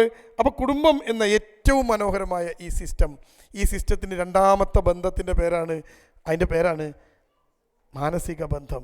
ഒരൊറ്റ ബന്ധം കൂടി ഉണ്ട്, പറഞ്ഞ് നമുക്ക് അവസാനിപ്പിക്കാം. അതിൻ്റെ പേരാണ് ആത്മബന്ധം. എന്താ സാധനം എന്നറിയോ? മരിച്ചാലും പിരിയാത്ത ബന്ധം. മരിച്ചാലും നമ്മുടെ മനസ്സിൽ നിന്ന് പോവില്ല. പക്ഷേ നിങ്ങൾ ചിന്തിക്കണം, സ്വാഭാവികമായിട്ടും നമ്മൾ മരിച്ചാൽ എന്താ സംഭവിക്കാന്ന്? ഭർത്താവ് മരിച്ച് മയ്യത്ത് വീട്ടിൽ കൊണ്ടുവച്ചു, കബറടക്കി. ഭാര്യ ഇദ്ദയിലിരുന്നു. ഉമ്മയാണ്, വലിയ മക്കളൊക്കെ ഉണ്ട്. മൂത്ത 2 പെൺകുട്ടികളെ കല്യാണം കഴിപ്പിച്ചിന്, ഒരു മകനുണ്ട്, അവൻ കല്യാണം കഴിച്ചിന്. ഉമ്മ ഇദ്ദയിലാണ്. ഇദ്ദ കഴിയുന്ന ദിവസം 4 മാസം 10 ദിവസം കഴിഞ്ഞു. ഇദ്ദ കഴിയുന്ന ദിവസം മൂത്ത മകളെ ഫോണിലേക്ക് ഉമ്മ വിളിച്ച് തലേ ദിവസം ഉമ്മ പറയാം, മോളെ എൻ്റെ ഇദ്ദ നാളെ കഴിയും. മോള് പറഞ്ഞു, എനിക്കറിയാം അമ്മ, എൻ്റെ അടുത്ത് കണക്കില്ലേ. ഉമ്മ ഇദ്ദ ഇരുന്ന ദിവസം ബാപ്പ മരിച്ചോക്കെ എൻ്റെ അടുത്ത് കണക്കില്ലേ അമ്മ, അതുകൊണ്ട് എനിക്കറിയാം അമ്മ ഇദ്ദ കഴിയാണ്. മോളെ നാളെ ഇത് കഴിഞ്ഞപ്പോൾ എനിക്കറിയാലോ. അറിയാം, നീ കാറുമായി വരണം. മോള് ചോദിച്ചു, എന്തിനമ്മാന്ന്? എനിക്ക് നിൻ്റെ വീട്ടിലൊന്ന് വന്ന് സമാധാനത്തിൽ നിൽക്കണം. ആരെ വീട്ടിലാ? സ്വന്തം മോളെ വീട്ടിൽ. അപ്പോൾ ബാപ്പ ജീവിച്ചിരിക്കുന്ന സമയത്ത് ഉമ്മാക്ക് മോളെ വീട്ടിൽ പോകാൻ കഴിഞ്ഞോ? മോളെ വീട്ടിൽ കണ്ട് കയറുമ്പോൾ തന്നെ ബാപ്പ തുടങ്ങും, പോവാ അല്ലേ, തുടങ്ങും. അപ്പം ഈ പെണ്ണ് സ്വതന്ത്രമായത് എപ്പോഴാ? ഈ പെണ്ണ് അവൾക്ക് ഇഷ്ടമുള്ളതൊക്കെ ചെയ്യാൻ തുടങ്ങിയത് എപ്പോഴാ? നിങ്ങൾ ജീവിച്ചിരുന്നപ്പോഴാണോ മരിച്ചപ്പോഴാണോ? ആണോ? നിങ്ങളുടെ മയ്യത്തെടുത്താൽ നിങ്ങളുടെ ഭാര്യ ജീവിതകാലം മുഴുവൻ ഓർക്കണം അയാൾ ഉണ്ടായിരുന്നെങ്കിൽ എന്ന്. പക്ഷേ നിങ്ങൾ പോയാൽ നിങ്ങളുടെ ഭാര്യ എന്താ ഓർക്കുക? കുറച്ചുകൂടി നേരത്തെ പോയിട്ടുണ്ടെങ്കിൽ കുറച്ചുകൂടി നേരത്തെ ഇതൊക്കെ നോക്കി അല്ലേ? എങ്ങനെയാണോ? ഇനി നിങ്ങളോ ഭാര്യ മരിച്ചു പോവാണ്, നിങ്ങൾ അവളെക്കുറിച്ച് ചിന്തിക്കാറുണ്ടോ? ഉണ്ടോ? എൻ്റെ അടുത്ത് ഒരു മനുഷ്യനെ കൊണ്ടുവരിക. 63 വയസ്സ് പ്രായം. 63 വയസ്സ് പ്രായം ഒരു മനുഷ്യനെ കൊണ്ടുവരിക. കൊണ്ടുവന്നത് മക്കളാ. അയാൾക്ക് 4 മക്കളോ 5 മക്കളോ എങ്ങാണ്ടുണ്ട്. എൻ്റെ അടുത്ത് കൊണ്ടുവന്നത് 3 മക്കളാ. 3 മക്കൾ ബാപ്പാനെയും കൊണ്ട് വരിക. മൂത്തത് മകളാ. ഞാൻ നിങ്ങളോട് പറഞ്ഞല്ലോ, ഒരു 10-60 വയസ്സ് പ്രായമുള്ളൊരു മനുഷ്യന് നിങ്ങൾ ആലോചിച്ചാൽ മതിയല്ലോ, ഒരു 30-35 വയസ്സ് പ്രായമുള്ള മോളുണ്ടാവും. അന്നത്തെ കാല ഈ മോളാണ് എൻ്റെ അടുത്തേക്ക് വന്നത്. മോളും കൂടെ അവളുടെ 2 ആങ്ങളമാരും എൻ്റെ മുമ്പിൽ വന്നിരുന്നു. 63 വയസ്സുള്ള ഒരു മനുഷ്യൻ പുറത്തിരിക്കുകയാണ്. ഞാൻ ആ മോളോട് ചോദിച്ചു എന്താ പറ്റിയെന്ന് ചോദിക്കലും മകളുടെ കണ്ണ് നിറഞ്ഞു, ആങ്ങളമാരെ കണ്ണ് നിറഞ്ഞു. ഞാൻ എന്താ പറ്റിയെന്ന് ചോദിച്ചപ്പോൾ മോള് പറഞ്ഞു, സാറേ ഞങ്ങൾക്ക് ഉമ്മ ഉണ്ടായിരുന്നു. ഞാൻ പറഞ്ഞു, എന്നിട്ട് മരിച്ചുപോയി. അത് പറയലും ഒരു കരയലും. ഞാൻ വിചാരിച്ചു ഉമ്മ മരിച്ചിട്ട് കുറച്ച് ദിവസമായിട്ട് ഉണ്ടാവുള്ളൂ, എൻ്റെ വിഷമവും സങ്കടവും ആയിരിക്കും, കുറച്ച് കരഞ്ഞോട്ടെ. ഞാൻ ചോദിച്ചു ഉമ്മ മരിച്ചിട്ട് ഇപ്പോൾ എത്ര ആയി? ഉടനെ ആ പെൺകുട്ടി പറഞ്ഞു 3 കൊല്ലം കഴിഞ്ഞു. 3 കൊല്ലം മുമ്പ് മരിച്ചു ഉമ്മനെ ആലോചിച്ചിട്ട് ഇപ്പം ആ പെൺകുട്ടി കരയണേ. ആ 2 ആൺകുട്ടികളും കണ്ണിൽ വെള്ളം നിറയുന്നു ഉമ്മനെ ഓർത്തിട്ട്. ഞാൻ ചോദിച്ചു 3 കൊല്ലം ഉമ്മ മരിച്ചിട്ട് എന്നിട്ട് നിങ്ങളിങ്ങനെ കരയണത്? ആ പെൺകുട്ടി പറഞ്ഞു, സാറേ സ്നേഹമായിരുന്നു എൻ്റെ ഉമ്മ സ്നേഹമായിരുന്നു. ആ പെൺകുട്ടി പറയുക, എന്തൊരു സ്നേഹം എന്നറിയോ, ഉപ്പയും ഉമ്മയും തമ്മിൽ തല്ലുകൂടുന്നത് ഞങ്ങൾ കണ്ടിട്ടില്ല സാറേ. എൻ്റെ ഉമ്മാൻ്റെ സ്വപ്നങ്ങൾക്ക് ചിറക് നൽകല എൻ്റെ ഉപ്പാൻ്റെ പണി. അത്ര സ്നേഹത്തിലായിരുന്നു അവർ. ഞാൻ ചോദിച്ചു ഉമ്മക്ക് എന്താ പറ്റിയേ? ക്യാൻസർ ആയിരുന്നു, ഒരുപാട് അസുഖങ്ങൾ. അറിഞ്ഞപ്പോൾ വൈകിപ്പോയി, 4ാമത്തെ സ്റ്റേജിലാണ് അറിഞ്ഞത്. എൻ്റെ ഉമ്മ 4 മാസമാണ് സാറേ അറിഞ്ഞതിന് ശേഷം ജീവിച്ചത്. പിന്നെ പോയി. എൻ്റെ ഉപ്പ ഒറ്റക്കാണ്. ഞാൻ ചോദിച്ചു എന്നിട്ട് എന്താ ഇപ്പം നിങ്ങളെ പ്രശ്നം എന്താ? അത് പറ. അവർ പറയാം, സാറേ എൻ്റെ ഉപ്പ, ഞങ്ങൾ ഉപ്പനെ പൊന്നുപോലെ നോക്കും ഉപ്പനെ. പക്ഷേ ഞങ്ങൾ എത്ര നോക്കിയാലും ഒരു ഭാര്യ നോക്കുന്ന പോലെ ആവൂലല്ലോ. അതുകൊണ്ട് ഞങ്ങളൊരു തീരുമാനം എടുത്തു, ഉപ്പാനെ ഒരു കല്യാണം കഴിപ്പിക്കണം. ഇനിയുള്ള കാലം ഉപ്പാക്ക് താങ്ങാവാൻ ഉപ്പാനൊരു കല്യാണം കഴിപ്പിക്കണം. ഈ ഇരിക്കുന്ന നിങ്ങളൊക്കെ ചിന്തിക്കണം, നിങ്ങളുടെ ഒക്കെ പെണ്ണുങ്ങൾ നിങ്ങളോടൊരു ചോദ്യം ചോദിച്ചിട്ടുണ്ടാവും അല്ലേ? ആ ചോദ്യം ഞാൻ പറഞ്ഞുതരാം. ഉത്തരങ്ങൾ പറഞ്ഞാൽ എനിക്കറിയില്ല. ഞാൻ മരിച്ചാൽ നിങ്ങൾ വേറെ കിട്ടുമോ? ഈ ചോദ്യം ഏറ്റുവാങ്ങാത്ത ആരെങ്കിലും ഉണ്ടോ അതിൽ? ഉണ്ടോ?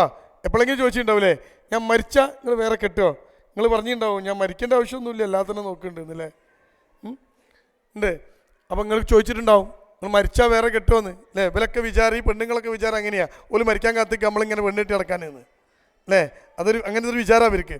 പക്ഷേ ഈ മനുഷ്യനോട് മക്കൾ പറയാണ്, ബാപ്പാ നിങ്ങളൊരു പെണ്ണ് കെട്ടണം, ഞങ്ങൾ നോക്കാം ഭാര്യയെ, നിങ്ങൾക്ക് പറ്റിയൊരു പെണ്ണിനെ എന്നീ ബാപ്പാനോട് പറയുക.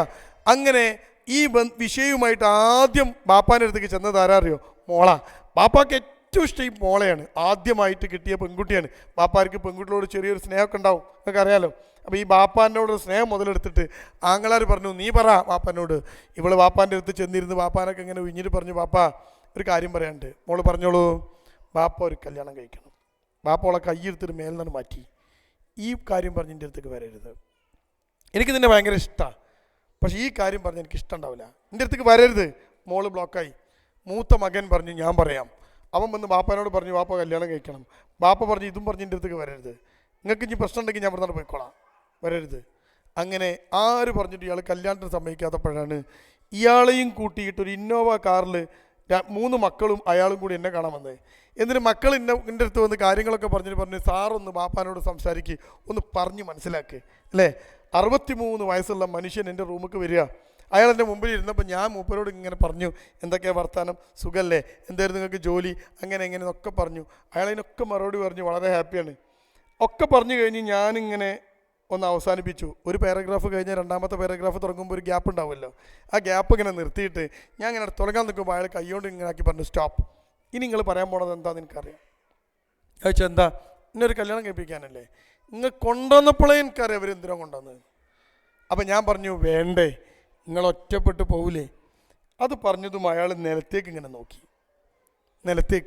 നിലത്തേക്ക് ഇങ്ങനെ നോക്കിയിരുന്നിട്ട് അയാൾ എൻ്റെ മുഖത്തേക്ക് നോക്കിയപ്പോൾ കണ്ണിൽ വെള്ളം നിറഞ്ഞിരിക്കുന്നു. അയാൾ എന്നോട് പറഞ്ഞു, സാറേ 15ാമത്തെ വയസ്സിൽ എൻ്റെ കയ്യും പിടിച്ച് എൻ്റെ കൂടെ വന്നത് എൻ്റെ ഭാര്യ. 15 വയസ്സിൽ. അന്ന് മുതൽ മരിക്കുന്നത് വരെ എൻ്റെ ഭാര്യ എന്നെ സ്നേഹിച്ചിട്ടേ ഉള്ളൂ. ഒരു നോട്ടം കൊണ്ട്, ഒരു വാക്ക് കൊണ്ട് എന്നെ അവൾ വേദനിപ്പിച്ചിട്ടില്ല, സ്നേഹിച്ചിട്ടേ ഉള്ളൂ സാറേ. നല്ല സ്നേഹമായിരുന്നു അവൾ. സ്നേഹം ഉണ്ടോ? മക്കൾക്കും ഇഷ്ടമായിരുന്നു. എന്നിട്ടോ പോയി. ആ മനുഷ്യനോട് പറയാം, സാറേ ജീവിതത്തിൽ ഞാൻ എത്ര ജീവിച്ചാലും, എത്ര കൊല്ലം ജീവിച്ചാലും, ഞാൻ കഷ്ടപ്പെട്ടാലും അവൾ കിടന്ന ബെഡിൻ്റെ പകുതി ഉണ്ടല്ലോ, ആ ബെഡിൽ ഞാൻ വേറൊരു പെണ്ണ് കിടത്തൂല. ആര് പറഞ്ഞിട്ടും കാര്യമില്ല. അവളെ സ്നേഹിച്ച പോലെ എനിക്ക് സ്നേഹിക്കാൻ കഴിയില്ല ഒരു പെണ്ണിനെയും. ഞാൻ ഒറ്റപ്പെട്ടു പോയിക്കോട്ടെ, പക്ഷേ ഞാൻ ഇങ്ങനെ ജീവിക്കും. എന്നിട്ട് അയാൾ എന്നോട് പറയാ, ഞാൻ ഇപ്പം കുറേ നിസ്കരിക്കുന്നുണ്ട്, ഞാൻ ഇപ്പം ഇടയ്ക്കിടയ്ക്ക് നോമ്പ് വെൽക്കുന്നുണ്ട്, ഞാൻ കുറേ ഖുർആൻ ഓതുന്നുണ്ട്, ഞാൻ കുറേ കാര്യങ്ങൾ ചെയ്യുന്നുണ്ട്. ഞാൻ ചോദിച്ചു, എന്തിനാ നിങ്ങൾക്ക് അറിയോ എന്തിനാ? എൻ്റെ ഭാര്യ സ്വർഗത്തിലായിരിക്കും, അവൾ ഭയങ്കര നിസ്കാരം നോമ്പൊക്കെ ആയിരുന്നു, അതുകൊണ്ട് അവളുടെ കൂടെ സ്വർഗത്തിൽ എനിക്കൊരു വീട് വേണം. ഞാൻ ആദ്യം ചോദിച്ച ചോദ്യത്തിന് പുത്തരായി അല്ലേ?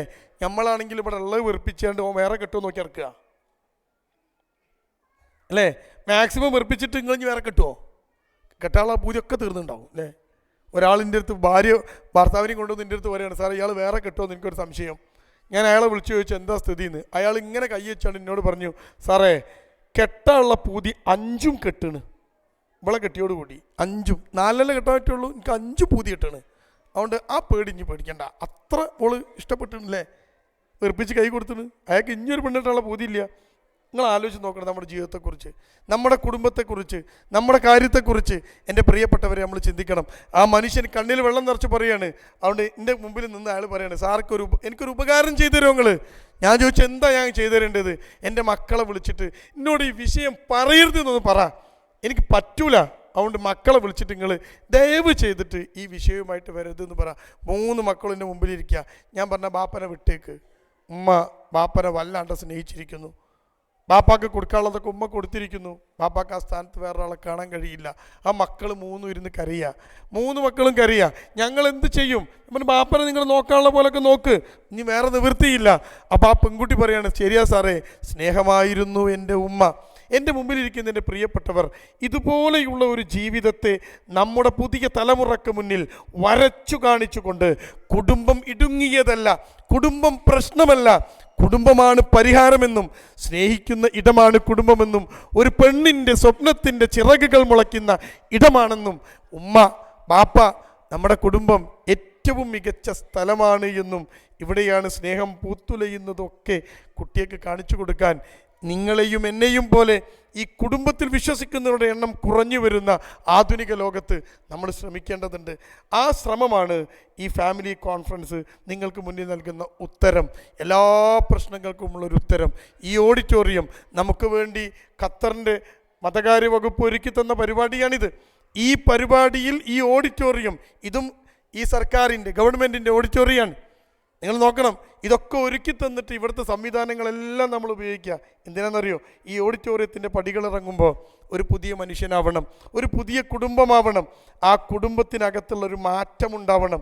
ആ മാറ്റത്തിൻ്റെ തിരിതെളിക്കുന്ന, മാറ്റത്തിൻ്റെ നാന്ദി കുറിക്കുന്ന ഒരു വേദിയായി മാറട്ടെ നമ്മുടെ ഈ കുടുംബ സംഗമത്തിൻ്റെ വേദി എന്ന് ആത്മാർത്ഥമായി ആഗ്രഹിച്ചുകൊണ്ട് നാം ഏവരെയും റബ്ബ് സുബ്ഹാനഹു തആല കുടുംബത്തോടെ ഇതുപോലെ സ്വർഗപൂങ്കാവനത്തിൽ ഒരുമിച്ച് കൂട്ടി അനുഗ്രഹിക്കുമാറാവട്ടെ എന്ന് പ്രാർത്ഥിച്ചുകൊണ്ട് എന്നെ ക്ഷണിച്ച ഈ മതകാര്യ വകുപ്പിൻ്റെ പരിപാടിക്ക് വേണ്ടി ക്ഷണിച്ച ഈ സംഘാടകർക്കും ഈ സൗദിയിലെ നമുക്ക് ഈ മനോഹരമായ വേദി ഒരുക്കി തന്ന ഔക്കാഫിനുമൊക്കെ നന്ദിയും കടപ്പാടും അറിയിച്ചുകൊണ്ട് ഞാൻ അവസാനിപ്പിക്കുന്നു. ഇൻഷാ അല്ലാഹ് വീണ്ടും നമുക്ക് കാണാം എന്ന ഒരു പ്രാർത്ഥനയോടെ ഞാൻ അവസാനിപ്പിക്കുന്നു. എല്ലാവരുടെയും കുടുംബത്തിൽ ഒരു മാറ്റമുണ്ടാക്കുന്ന ഒരു പരിപാടിയാവട്ടെ ഇത് എന്ന് ആശംസിച്ചുകൊണ്ട് പ്രാർത്ഥിച്ചുകൊണ്ട് റബ്ബ് സുബ്ഹാനഹു തആല ഇതിനു വേണ്ടി പ്രവർത്തിച്ച, ഓടി നടന്ന, ഇപ്പോഴും പരിപാടി കേൾക്കാതെ പാർക്കിങ്ങിൻ്റെ സ്ഥലത്തുമൊക്കെ നിൽക്കുന്ന ഇതിൻ്റെ വളണ്ടിയേഴ്സ് ഉണ്ട്, സംഘാടകരുണ്ട്. ഈ സംഘാടകർക്ക് അവരുടെ പരിശ്രമത്തിന് റബ്ബ് സ്വർഗം പകരമായി നൽകുമാറാവട്ടെ. ഇത് സംഘടിപ്പിച്ച എല്ലാവർക്കും, ഈ ഔക്കാഫിനും ഇത് വിട്ടുതന്നവർക്കുമൊക്കെ റബ്ബ് സുബ്ഹാനഹു തആല അവൻ്റെ സ്വർഗത്തിലെ വലിയ സ്ഥാനം നൽകി അനുഗ്രഹിക്കുമാറാവട്ടെ. നമ്മുടെ കുടുംബം ഏറ്റവും മികച്ച കുടുംബമാവാനും നമ്മുടെ മക്കൾ ഏറ്റവും നല്ല മക്കളുമാവാനുള്ള തൗഫീക്ക് റബ്ബ് നമുക്ക് നൽകി അനുഗ്രഹിക്കുമാറാവട്ടെ. റബ്ബന ഹബ് ലനാ മിൻ അസ്വാജിന വദുരിയാതിന ഖുറത അയുനിൻ വജഅൽനാ ലിൽ മുത്തഖീന ഇമാമ റബ്ബന ആതിനാ ഫിദ് ദുനിയ ഹസന വഫിൽ ആഖിറതി ഹസനതൻ വഖിനാ അദാബന്നാർ വആഖിറു ദഅവാന അൽഹംദുലില്ലാഹി റബ്ബിൽ ആലമീൻ. അസ്സലാമു അലൈക്കും വറഹ്മത്തുള്ളാഹി വബറകാതുഹു.